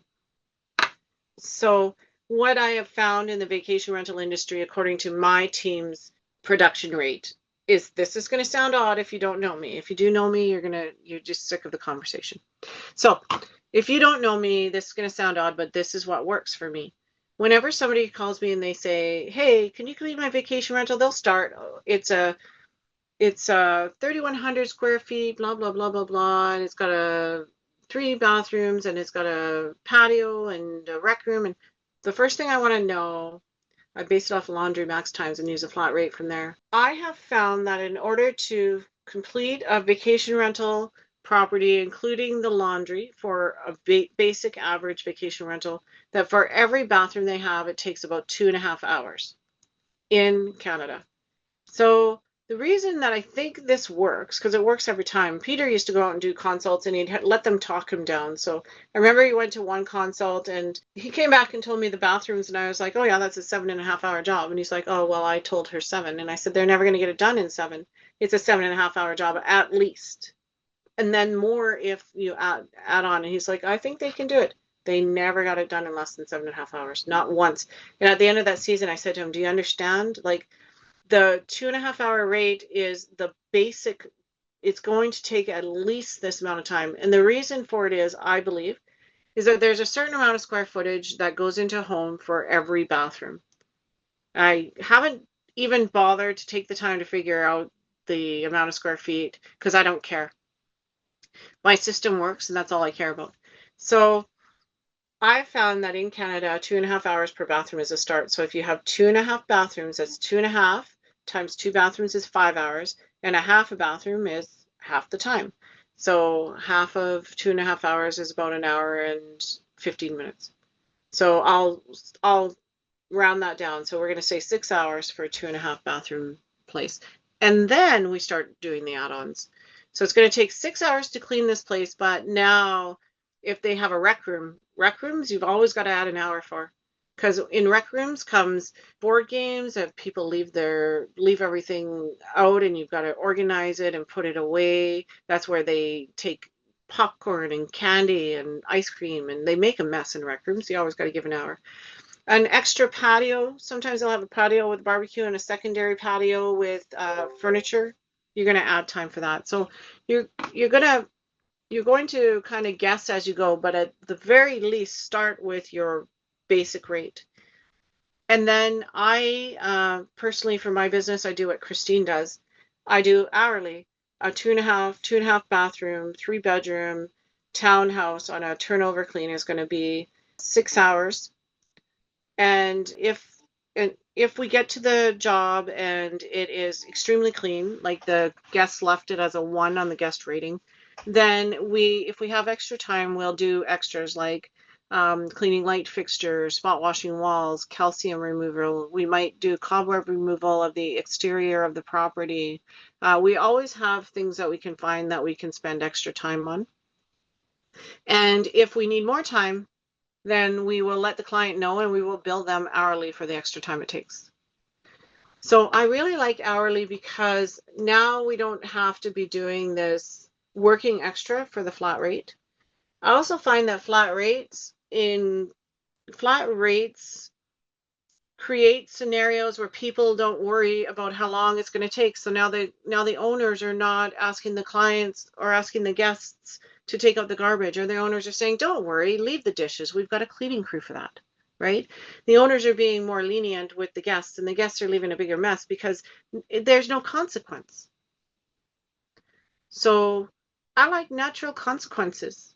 If my cleaners don't do their final walkthrough and leave a dirty floor, I send my cleaners back. Yeah, I have to pay them for their time, but they don't even care. It's for cleaners to have to go back and fix something that they missed. That's a natural consequence, and it sinks in.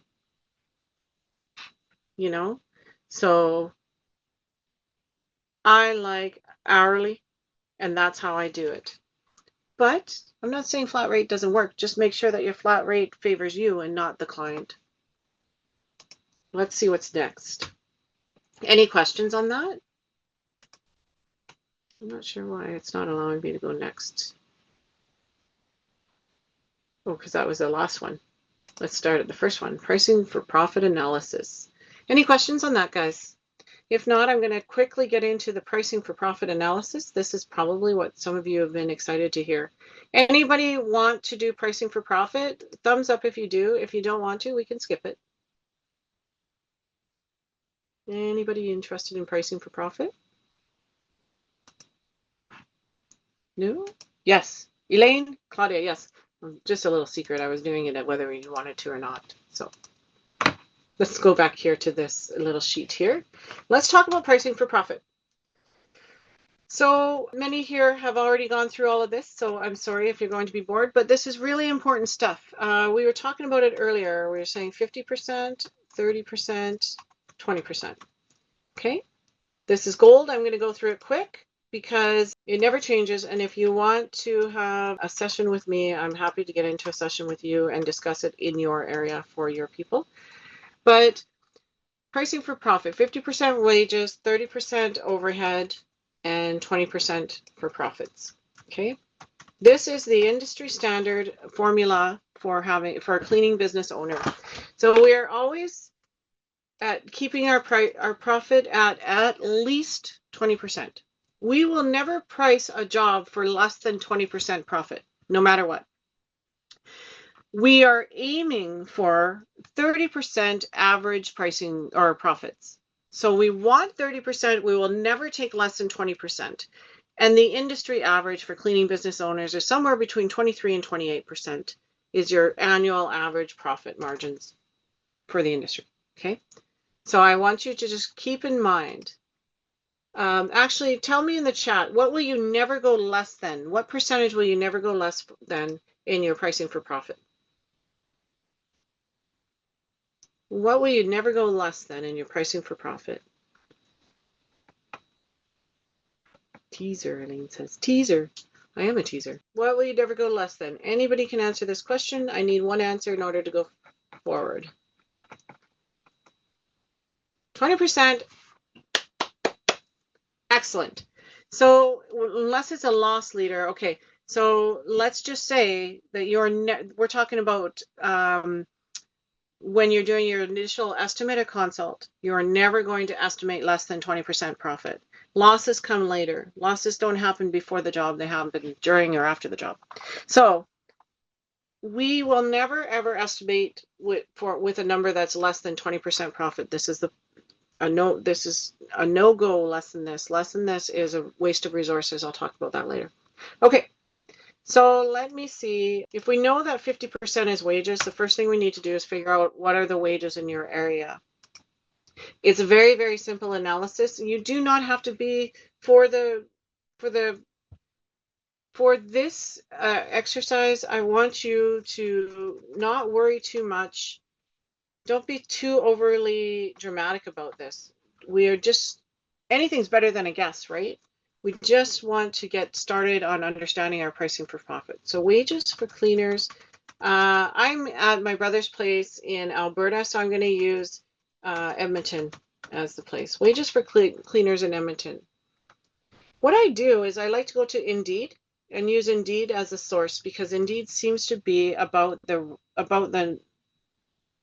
most reliable. So it says $21. Indeed usually has more than one on here. Glassdoor is also Indeed. So there's $21 there. I like to get two just to verify that I'm kind of in the right $20, that I'm in the right mindset. So it looks like around $20 to $21 is the wage for cleaners in Edmonton. So let's just say 1983 to 21. Let's say $20 an hour is about the average wage in Edmonton, okay? Now, what we like to do is we like to always make an incentive to attract amazing candidates. So we're going to add 10%. So $20 plus 10% is $2 more. So it's going to be $22 an hour for wages for reliable candidates in Edmonton, Alberta. So if our wages are half of our base rate, is everybody following along here? Base rate. If our wages are half of our base rate, then that's going to be $44 an hour. So that means that in Edmonton, Alberta, a cleaning business owner cannot charge less than $44 an hour for their cleaning fee. So every time that they estimate, they're going to make sure that they're making at the very least $44 per hour. Okay, so if you're doing a flat rate, you still need to estimate the hours in order to understand your profitability. So if you're estimating on a property, if you're estimating on a property $88 for cleaning, it better take you 2 hours or less to clean it in order to be profitable. If you estimate $88 for cleaning and it takes your team 3 hours, you are not profitable and you should not be doing that. You need to raise the rate, improve your efficiency, or fire the client. Okay. Regular. So I like the regular rate to be usually $5 to $10 higher than the base rate. In this case, I usually just sort of take a rough estimate because don't forget that right now anything's better than a guess. So we're just going to set these rates at what feels intuitively correct. And then as you're building your business, you're going to increase your rates anyway. All of my clients, I don't think I have a single client who isn't quite a bit higher than they were when they started with their base rate. I think that Christine was close. I can't remember. Christine, do you remember what your rate was when you started and what it is now? Yeah, when I started with your program, I was charging $42.50 an hour, and now I charge $47.50 an hour. And it's a that- 47, is that your that's- base rate? Yeah, that's base rate for residential, and then $50 an hour is a base rate for deep cleaning and vacation rental, and $60 an hour for post-construction. Nice. Yeah, you were always pretty close with your numbers, so I remember that. But And then still, my- you did go up, right? Like we I've worked gone up together. everywhere. Yeah. We worked together to find these rates, and then we did it intuitively, instinctively, and then when you were comfortable, you raised your rates, right? Yeah. Mm-hmm. Cool. And then I was just typing a question, so I might as well just ask you while I'm unmuted. Are payroll expenses considered in your overhead, or are they part of your wages? Because I always add 25% to whatever I pay out as a wage just to cover my payroll expenses. Payroll expenses is covered under overhead. Okay. Good question. Thank you. The high-end rate, I always like the high-end rate to be $10 to $15 higher than the regular rate. So I'm going to just say 60 for now because I don't have a specific client in mind to discuss this with. But so for Edmonton, Alberta, if I was working with a cleaning business owner in Edmonton, I would be saying that their base rate should be 44 an hour, their regular rate should be 50 an hour, and their high-end rate 60 an hour. Regular rate is the rate that you will quote on regularly. So anytime that you get a new client, you will estimate this rate. But then when they say, hey, that's a little high for me, I'd really like to work with you, but it's a little high for me. Can you do anything for me? Well, just think about this. If you offer them 10% off $50, that's $5. It's $45 an hour. It's still $1 an hour over your base rate. So now you have a 10% window there that you can work with and still be 20% profitable. So understanding this pricing for profit will help you to set your standard and also have confidence in your prices. Can anybody give me an idea of why you would want to have confidence in your prices? Can you put in the chat for me while I steal a strawberry? What would be the importance of having confidence in your prices? What could it be? My team, I encourage you to also make a guess.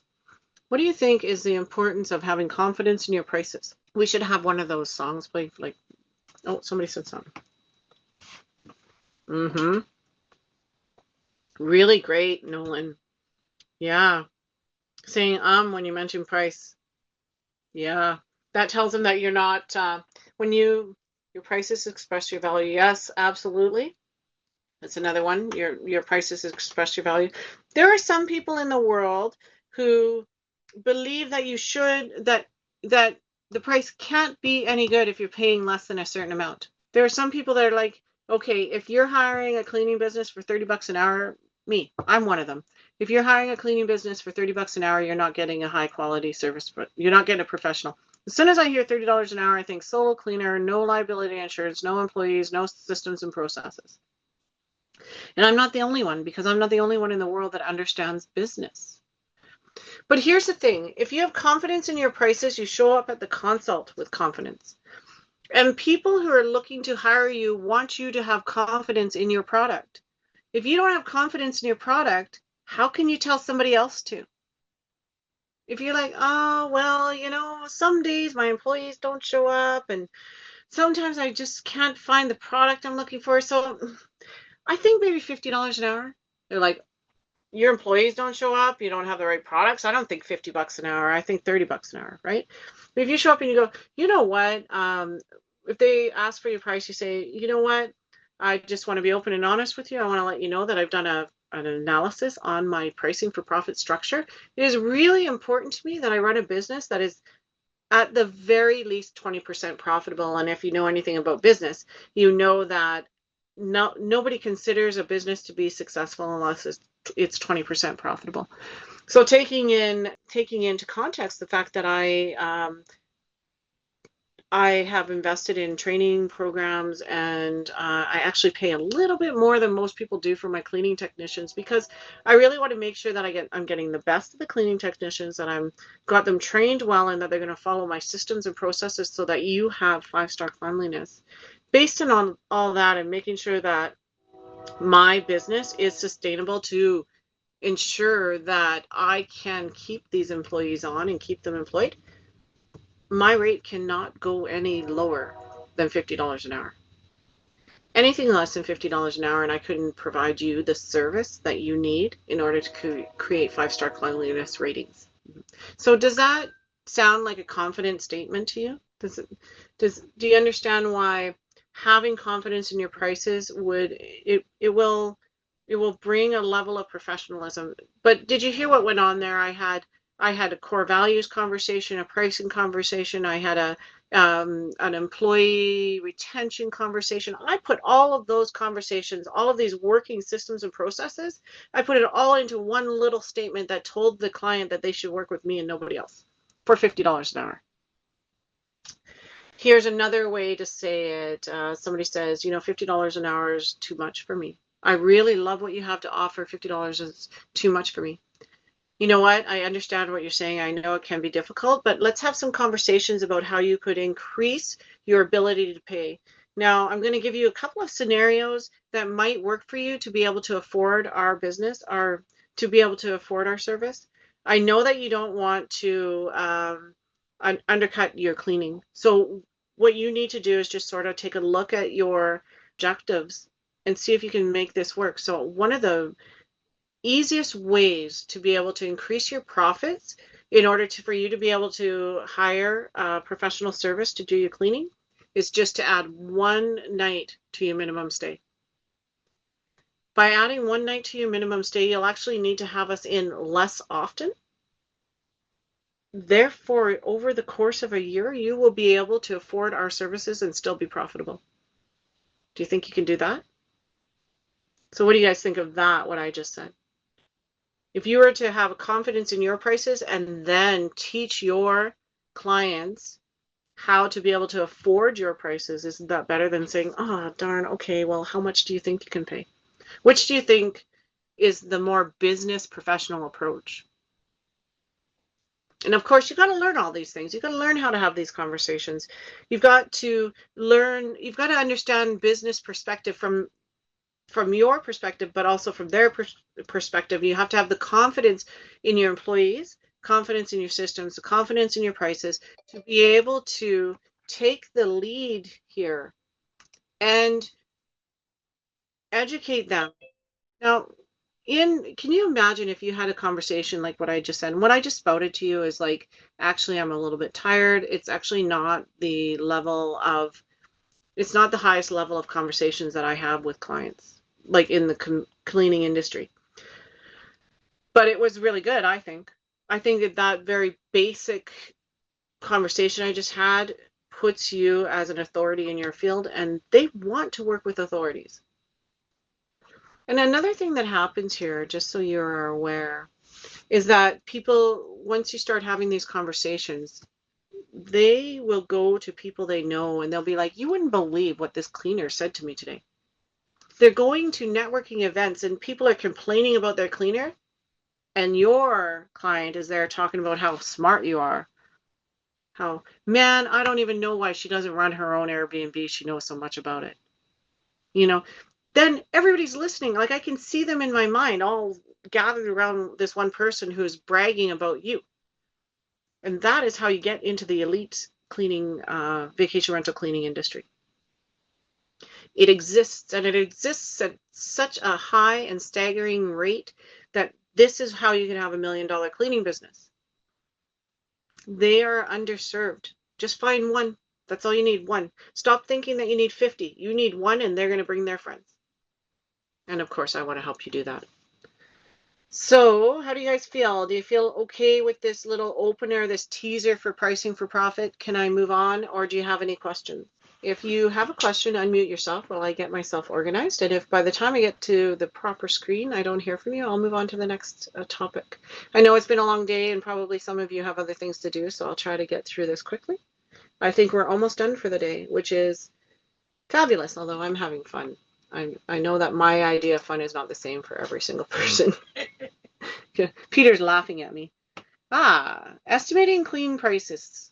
This means how to do estimates, which I just spoke to you guys about the 2.5 hours. But let me delve into that a little bit more.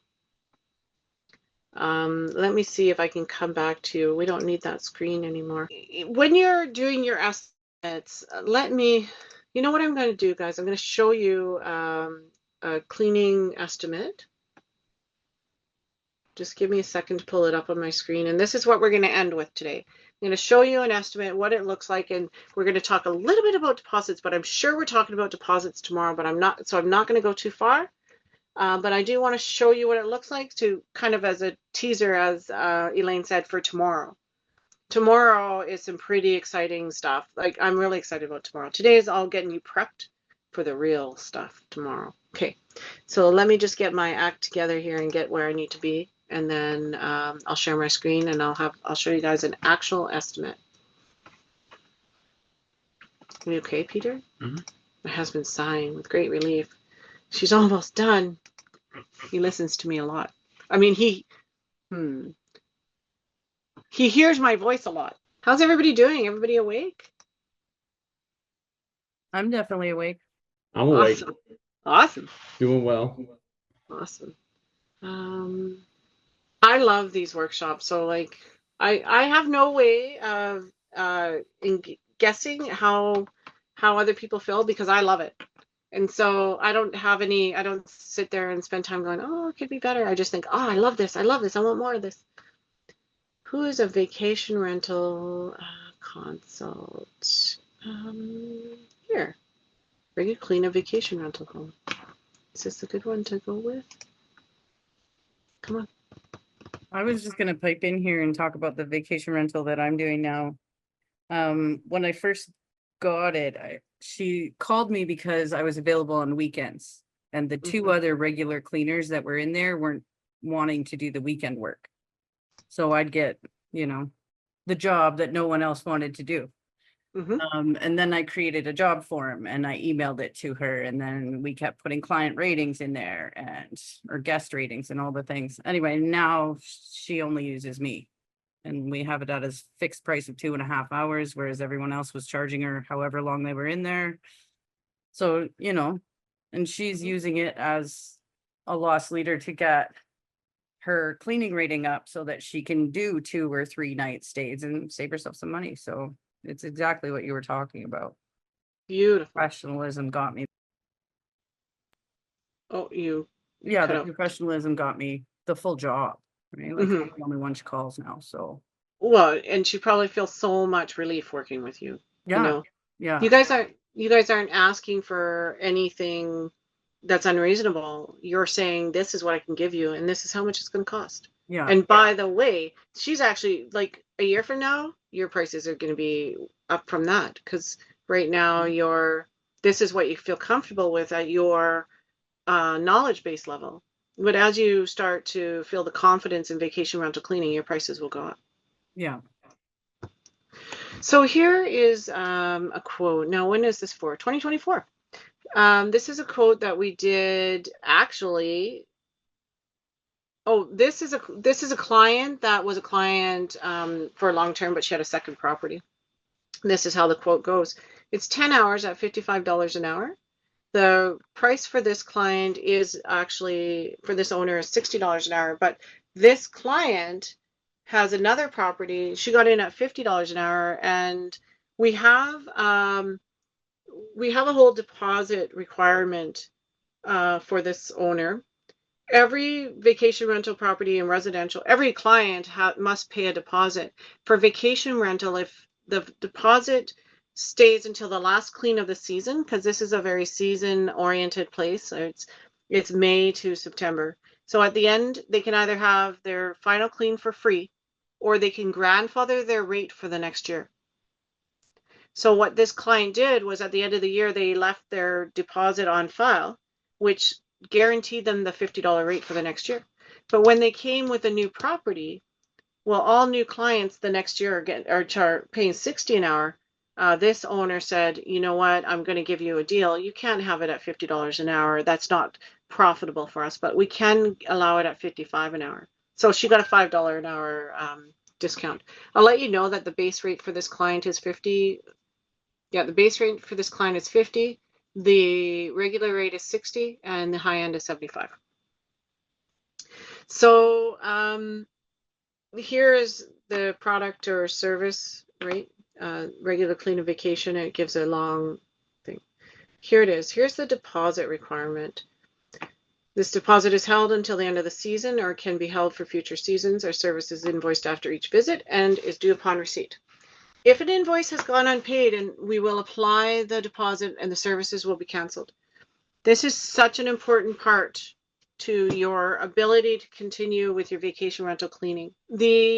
You will no longer be held hostage by your vacation rental clients once you start charging deposits and living up to them. So what will happen if the client is not satisfied and they're threatening to fire you? They can't not pay their final bill. Or if the client is unsuccessful and they're asking for a refund or a credit, or else they're not going to pay you, they can't hold that against you. And now your policy of return and correct comes into play. This is the owner that took over my cleaning business. As you can see, my admin team in the Freedom Program forgot to change CAP to as simply Immaculate Cleaners. This owner does not ever give cash back. Never gives a credit or a refund, ever. The agreement is that we will return and correct. The clients must let us know within 24 hours we will return and correct. There is no ifs, ands, or buts. The reason for that is that so many vacation rental owners and hosts think that if they give a refund to the client, to the guest, they automatically get a refund from the cleaner. Well, they charge the client a cleaning fee, and then they are choosing for us to refund that cleaning fee. That's not fair, because we were there cleaning for 5-6 hours. We were there cleaning and one thing was missed. You don't get a full refund for that. It's not like we didn't show up. We did show up and our teams did a great job and they missed one item or two items. If at the very most, what we will do is offer a free cleaning, because if you think about it, this deposit here, and see, this client, no problem, paid a $600 deposit. Let's go back to our pricing for profit. And do you remember when we said that the wages for the employees were 50%? Now, wrap your head around this.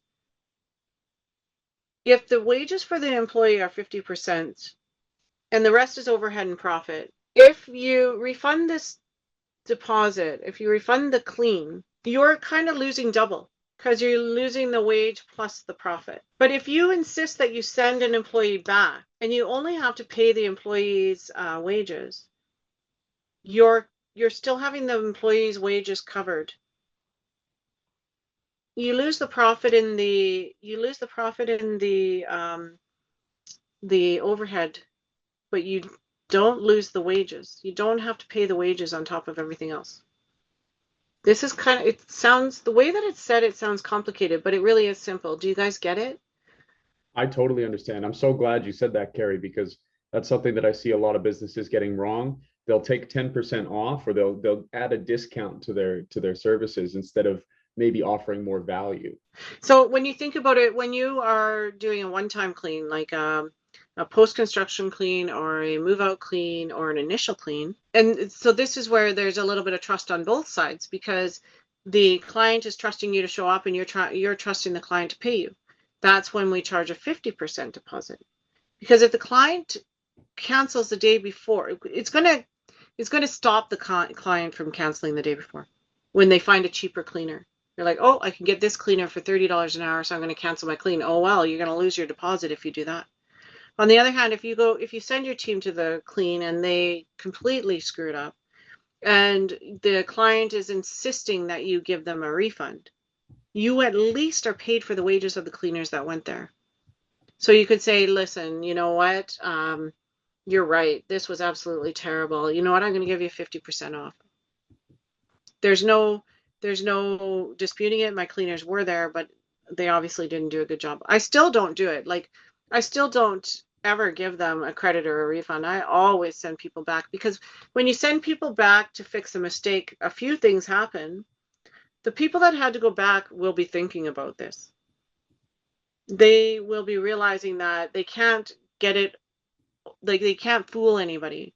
If they're going to neglect their job, they're going to get caught and they're going to have to go and fix it. And they're like, affecting their ego really helps in having them next time think twice about, pretending they don't see that the fridge wasn't pulled out.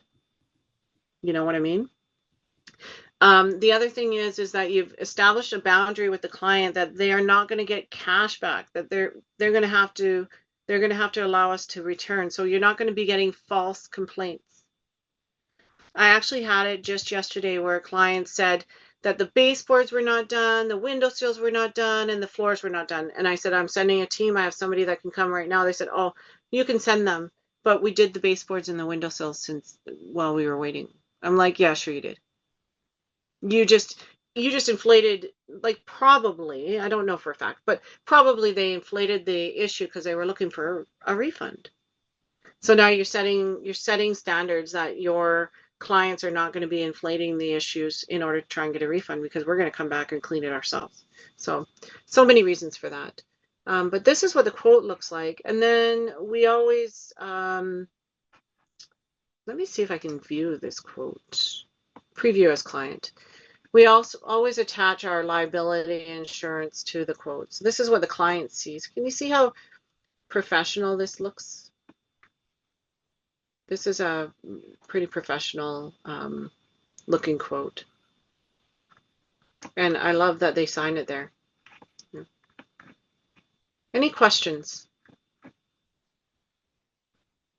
By the way, this is what the portal looks like for your clients if you're using Jobber. If any of you want my links so that you can get a free trial and 20% off for Jobber, let me know. We'll get it for you. I'll have it ready for you tomorrow morning in the thing, you know what I'm trying to say. They can look at the requests that they have pending. So this one had 2 requests there. This is for a different property that we're sure she's using a different cleaner on, and we're just waiting for the day that cleaner can't make it, and she asks us to come. She's got us on retainer, basically. You can see all the quotes that we've done for this person. We did an initial clean for them somewhere along the way. Road 8, 551, 669, and 551. Here's appointments. They can see the next 90 days of appointments. We can see all their appointments coming up. And they can also find all their invoices, so you don't have to be chasing down invoices. They can find all of their previous invoices and print them off themselves. It's just not populating because my system is slow. All right, so any questions? I have a question about like variable quotes. Like, can you quote something between 12 and 16 hours, or do you have to be right on the mark every time? With Jobber, you have to give an estimate, but what I will do is in the client notes, I will say, I have a blurb that says this estimate is based on the average time to take care, the average time for a property of this size. Yeah. And if it is more or less, we will invoice accordingly. Okay, so you try and hit it on the middle mark and then just say like, I Like actually always standard? hit it on the top end mark. If I think a job's 8 to 10 hours, I'll estimate 10 hours and let them know if it's less time. Like sometimes I'll even say right in the email to them, hey, I think this might take 8 hours, but I'm estimating 10 hours to be on the safe side. Because I would rather give them a refund than have to fight for extra money. Right. Okay. And everybody's always excited if you quote them a 600 and at sorry, let's say it's $50 an hour, 10 hours, you quote them 500 and it only takes 48 hours. Now you can bill them 400 and now they feel like they saved $100 and then they're going to brag to everybody. I always try to leave enough room that I can provide an invoice for less. Okay. And so, Even if it's only 15 minutes less. If you can find any way to invoice them for less than you estimated, you'll make them happy every time. and then do you invoice the deposit or do you just ask for a deposit that's 50% of the quote? Yeah, yeah. You put required deposit 50%, and then it gives them a button on the invoice on the quote to pay the deposit. Okay. And Excellent. then the only trick is like some people get this wrong in the beginning. They create a new job. You always convert the quote to a job. It creates a paper trail. And then when you invoice them, the deposit automatically it jumps up to be applied to their invoice. Carrie, I have a question about jobber requests. Do Mhm. you ever put like when you schedule a walkthrough and you go to an on-site consultation, is that in Jobber and then you roll that into a quote and then you roll that into a job? The jobber requests come directly from the client. Oh, okay. So that's the client can come, every client has their own portal, their own hub to see their account, Right. and they can click on the request button and request a cleaning. Cool. All of our vacation rental clients use that request form to send requests. Let me share my screen and show you. Let me go back here. See here the request button. That's for us to see who has made a request. My team does the requests every day, so there's none here waiting. But here's a request from Emma that she sent last week. It asks her the check-in date. This is an old request. We changed the format. Let me find a new request so that I can show you the new format. This was wrong, so I'm not gonna show you wrong. One of my admin assistants set it up wrong. Let's see. We want a 2024 request. Ashley. I know we had a request from Ashley just the other day. It's either April 12th. No, I don't know if it was changed yet. Anyway, it wasn't changed yet. We have it now where we have the checkout date and they put in the time, then we put the next check-in date and they tell us that date. I'm sorry guys, just humor me. I'm gonna find a new one. I don't like these ones. Not sure why it's telling me this month. Here we go. There we go. Here's one from this month. Brooke's request. The date of the checkout was September 2nd, and she's telling me in brackets how long the people stayed. The next check-in date, August 8th. There's a problem there because the next check-in date is before. Yep. So I hope my team clarified that with her. And then is it a quick turnaround? And she said no. So we use these requests to book their calls, book their visit. Very cool. So Carrie, when you first land, say for example, just any client, it could be vacation rental, it could be a move out, move in. When you first land the client, do you get them to make a request before you go to that first on-site consultation? Oh no. When we first get the client, we create the client in Jobber, and we book the consult. Go to the consult, and we use the notes from the consult to create a quote. Once Okay. they paid the deposit, we convert the quote to a job. Then when we convert the quote to a job, it sends them a login link to their portal.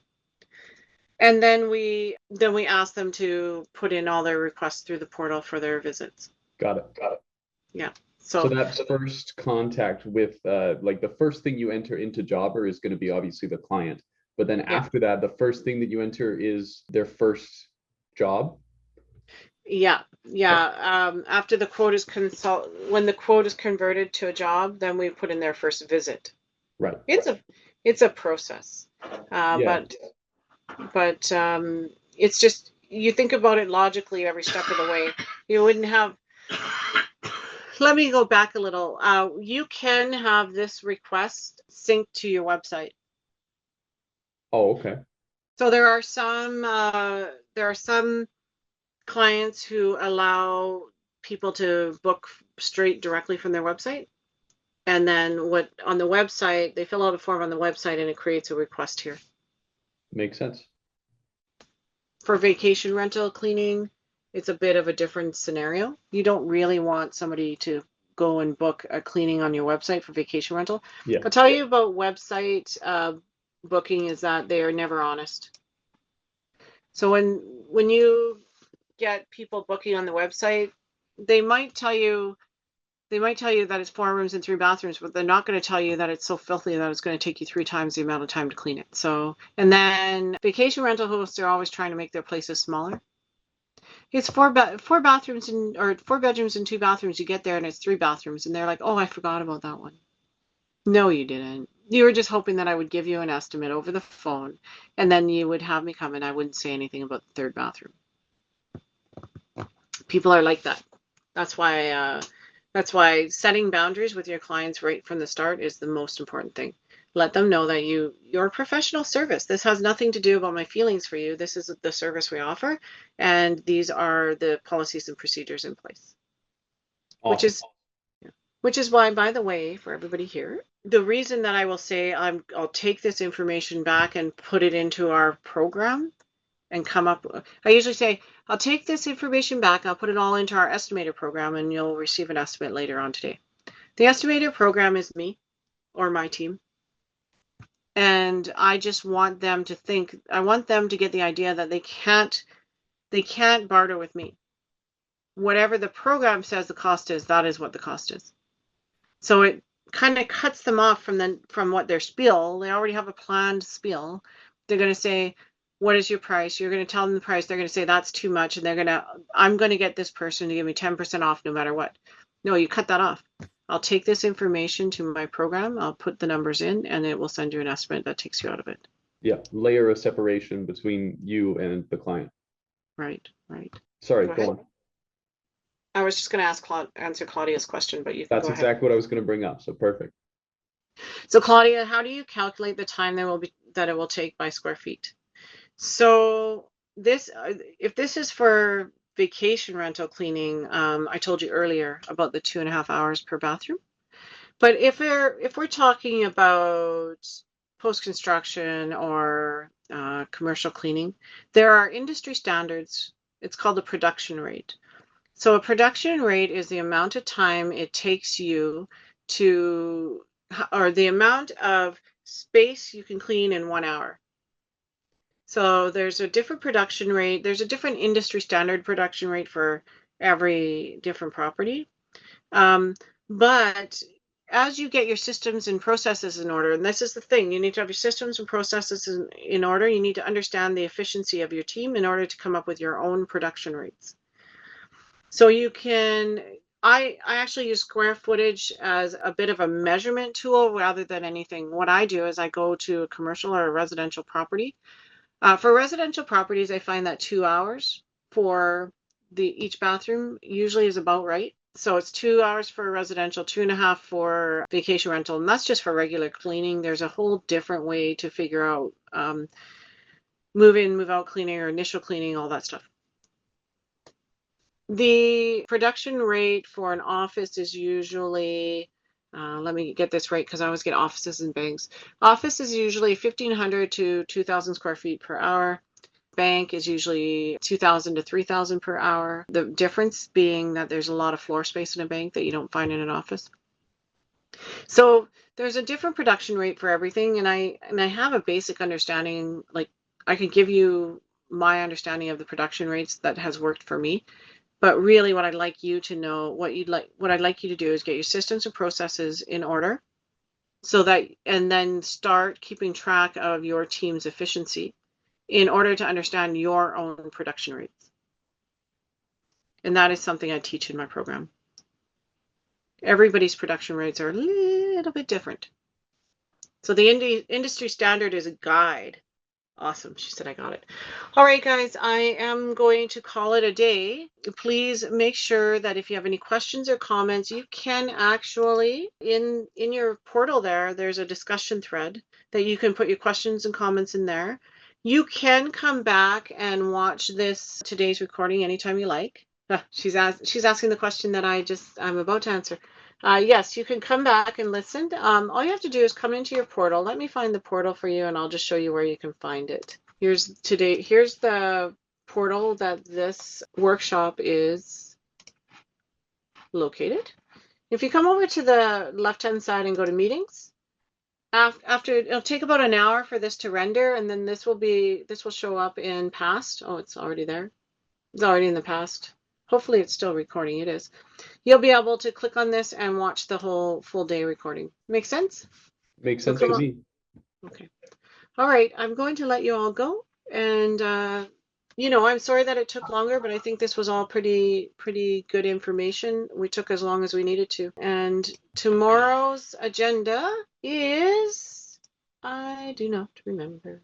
Day 2 agenda. I'll get the free resources in for you this evening. Day 2's agenda.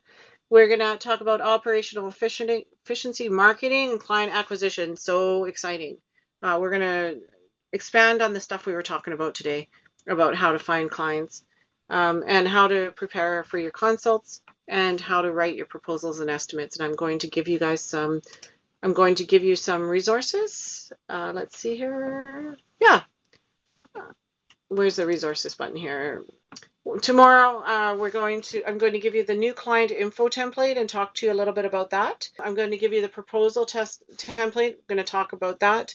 And the business plan template. I'm not going to go too much into the business plan template. I actually do have a free course that I'll be giving you for business plan. It's specifically for those of you that have invested your time and energy into these 2 days. You're getting a free business plan course at the end of it all. All right, I'm going to let you go. I'll see you tomorrow. Thank you so much for being here. I appreciate you, and I appreciate the opportunity to push my knowledge onto you. Awesome. Thank you so much, Carrie, and thank you for maintaining a high level of energy over these 4 hours. It's been a lot. Mm-hmm. Yeah, you're welcome.